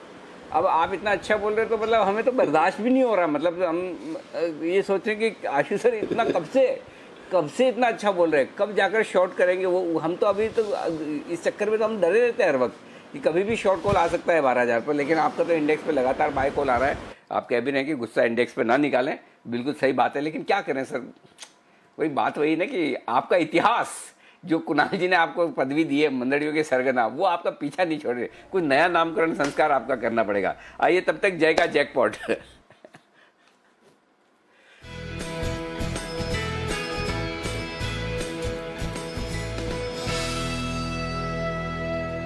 बताएं जय। Anil ji, Nifty auto index में बहुत ही बढ़िया ब्रेकआउट है आज के ट्रेडिंग सेशन में। इनफैक्ट सारी ऑटो स्टॉक्स बहुत ही अच्छा कर रहे हैं और मुझे ऐसा लग रहा है कि ऑटो इंडेक्स लगभग 8300 के आसपास जा रहा है शॉर्ट टर्म में, इसीलिए उसमें मुझे अशोक लेलैंड काफ़ी अच्छा लग रहा है जिसमें एक अच्छा ब्रेकआउट है। तो इसमें इन द मनी कॉल ऑप्शन लेकर चलना है, नेक्स्ट वीकली एक्सपायरी है, तो फिर 81 का in the money call option हम लेकर चलेंगे जो करीब अनिल जी अभी 2 रुपये के आसपास मिल रहा है। यहाँ पर हम स्टॉप लॉस प्लेस करेंगे 1 रुपये 10 पैसे पे। पहला टारगेट बनेगा 3 रुपये 40 पैसे का, दूसरा टारगेट बनेगा 4 रुपये 10 पैसे का। अनिल जी, बहुत ही क्विक मूव अशोक लेलैंड में भी देखने मिल सकता है जो हमें M&M में देखने मिला आज के ट्रेडिंग सेशन में, और ये सारा ही ओवरऑल सेक्टर में मुझे ऐसा लग रहा है कि एक फॉलिंग चैनल में से जो हिसाब से ब्रेकआउट आया, similar kind of breakout Ashok Leyland में भी आया एक फॉलिंग चैनल में से। और इंडिकेटर्स में काफ़ी समय के बाद, मैं कहूँगा लगभग 1.5 महीने के बाद अनिल जी एक बाई क्रॉसओवर आया, जो कब से अशोक लेलैंड एक सेल मोड में था, वो फाइनली अब बाई क्रॉसओवर दे रहा है। तो मुझे ऐसा लग रहा है यहाँ से मोमेंटम पिकअप करना चाहिए, इसलिए इसको खरीद कर चलना है।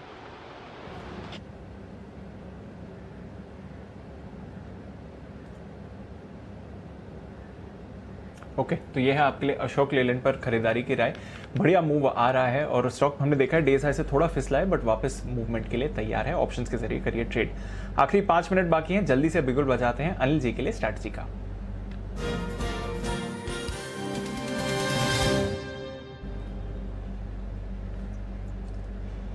अनिल जी, डाउ ने थोड़ी रफ्तार पकड़ी है सर, अब 90 पॉइंट्स ऊपर दिखा रहा है, तो वहां पर पॉजिटिविटी बनी हुई है।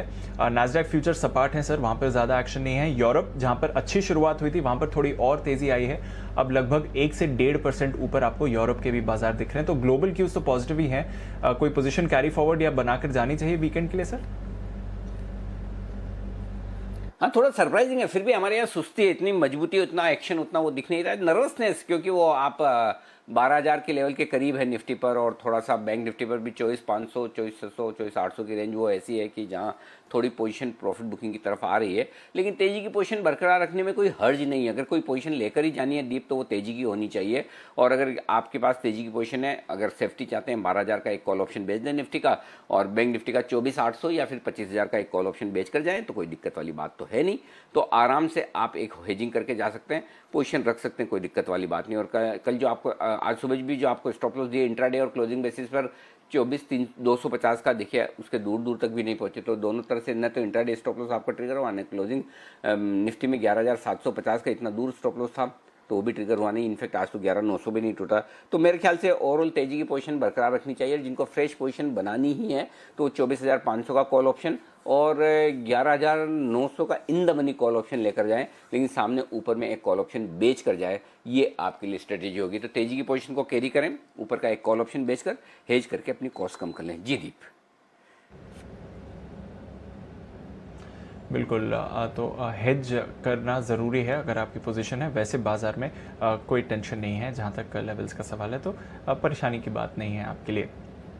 चलिए एक बार जल्दी से आज के एक्शन का रिकैप देख लेते हैं। बस कुछ ही मिनट बाकी हैं बाजार बंद होने में और फिर मस्ती की पाठशाला भी आने के लिए तैयार है।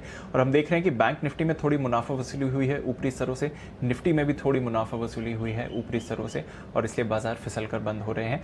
पर निफ्टी गेंस के साथ ही बंद होता हुआ दिख रहा है। इन्फो एज ये स्टार परफॉर्मर रहा है और क्लोजिंग में हमने चर्चा भी करी थी, सुमित जी से भी इसके बारे में पूछा था। 7.5% की तेजी के साथ ये स्टॉक बंद हो रहा है, तो ये एक हाईलाइट रहा है क्लोजिंग सेशन का। भारत फोर्ज यहाँ पर अच्छी खरीदारी आई है। Apollo Tyres, Motherson Sumi, Maruti, M&M, Tata Motors, Ashok Leyland, तो सारे के सारे ऑटो स्टॉक्स और ऑटो से रिलेटेड ऑटो एंसिलरी स्टॉक्स यहाँ पर आपने बढ़िया एक्शन देखा है क्लोजिंग सेशन में। निफ्टी की बात करें तो मारुति सुजुकी टॉप गेनर था। ऑटो स्पेस से एक और स्टॉक 4% की तेजी 7100 के पार ये गया है। टाटा स्टील यहां पर अच्छी खबर आई है, इनके यूरोपियन कारोबार के लिए शायद एक नया बायर इंटरेस्टेड हो रहा है, स्वीडन की SSAB।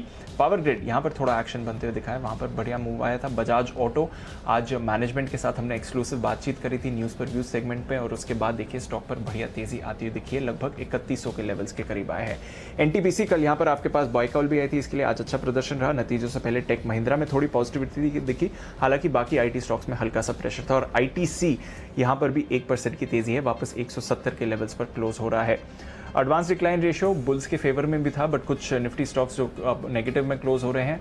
सीमेंट स्टॉक्स यहां पर हमने मुनाफा वसूली देखी है। अंबुजा के रिजल्ट्स मजबूत थे पर वहां पर गिरावट आई। अल्ट्राटेक, श्री सीमेंट यहां पर भी थोड़ी मुनाफा वसूली रही है। HCL टेक, HUL ये थोड़े प्रेशर में रहे आज। ग्रासिम, डिवीज लेबोरेटरी, UPL और कोटक बैंक अगले हफ्ते नतीजों से पहले ये स्टॉक थोड़ा प्रेशर में आते हुए दिखा। ऑटो एंसिलरीज के अलावा कई और स्टॉक्स आज आपको एक्शन में आते हुए दिखे हैं। MRF एक और auto ancillary stock mind you, वहां पर भी नजर रखनी थी आपको। ज्यादातर मूव नहीं करता है बट बड़ी मूव आज देता हुआ दिखा। चोला इन्वेस्टमेंट यहां पर अच्छी तेजी रही। भसीन साहब के पिक यूनाइटेड स्पिरिट्स यहां पर अच्छा एक्शन आपने देखा है आज। GMR इंफ्रा यहां पर थोड़ी खरीदारी रही। डाबर नतीजों से पहले यहां पर थोड़ा एक्शन, अगले हफ्ते आएंगे नतीजे। कोलगेट यहां पर थोड़ी खरीदारी, और पिडलाइट। तो कंजम्पशन से जुड़े स्टॉक्स में अच्छा एक्शन आपने देखा है, स्पेशली जहां तक कुछ कमोडिटी लिंक्ड कंजम्पशन स्टॉक्स की भी बात है। जी एंटरटेनमेंट थोड़ी खरीदारी यहां पर भी रही। Tata consumer, Godrej consumer, Shriram transport finance और BHEL ये कुछ और स्टॉक्स हैं जहां पर आपने खरीदारी का एक्शन देखा। पर दूसरी तरफ कोफोर्ज मुनाफा वसूली, हालांकि नतीजे स्ट्रॉन्ग थे बट उसके बाद मुनाफा वसूली रही। बायोकॉन थोड़े मिले जुले नतीजे रहे, यहां पर मुनाफा वसूली आपने देखी है। RBL बैंक यहां पर थोड़ा प्रेशर था। NMDC, Ramco cements, gas authority और हिंडाल्को ये भी कुछ स्टॉक्स है जहां पर प्रेशर बनते दिखा। तो दोनों तरफ के ट्रेड्स आपको मिले हैं इस पूरे हफ्ते, दोनों तरफ के ट्रेड्स आपको मिले हैं। थोड़े रेंज में इंडेक्स में कंसोलिडेशन हुआ है, पर कई सारे कैश मार्केट और मिड कैप यूनिवर्स के स्टॉक्स में आपने बढ़िया एक्शन देखा है, स्पेशली जो टायर से रिलेटेड स्टॉक्स हैं। तो JK टायर और सीएट ये दो बड़े विनर्स रहे जहां तक आज के ट्रेड का सवाल है। 10% की तेजी के साथ JK टायर्स बंद हो रहा है। GHCL यहां पर थोड़ा एक्शन आया है, 7.5% की तेजी। AB फैशन फ्लिपकार्ट के साथ डील है, फ्लिपकार्ट लगभग 7% की हिस्सेदारी खरीदने वाला है, वहां पर आपने देखा कि स्टॉक पे बढ़िया एक्शन रहा। महिंद्रा लॉजिस्टिक्स, गति, एजिस लॉजिस्टिक्स इन सारे स्टॉक्स के बारे में हमने पहले भी चर्चा करी है, आज एक्शन रहा। गति आज शायद सचिन जी भी रेकमेंड करके गए थे। करूर वैश्य बैंक यहाँ पर थोड़ा एक्शन आपने आते हुए देखा है। ब्लू डार्ट यहाँ पर एक और लॉजिस्टिक स्टॉक्स जहाँ पर आपने तेजी देखी है। TTK प्रेस्टीज एक और स्टॉक जहाँ पर अच्छा एक्शन आया। टाटा एलेक्सी यहाँ पर आपने फ्रेश हाई देखा है। तो अनिल जी थोड़ा कम वॉलेटाइल सेशन रहा, दोनों तरफ के ट्रेड्स रहे, एकदम फ्लैट क्लोजिंग बैंक निफ्टी पर सर, और निफ्टी मामूली सी गेंस के साथ क्लोज होते हुए दिख रहा है सर। बिल्कुल, तो शांत क्लोजिंग होती हुई दिखी है, जबकि ग्लोबल संकेत बेहतर थे, लेकिन ठीक है, हल्की फुल्की तेजी के साथ 35 पॉइंट ऊपर जितना निफ्टी, 12 पॉइंट नीचे बैंक निफ्टी, 125 अंक मजबूत सेंसेक्स बंद हुआ है।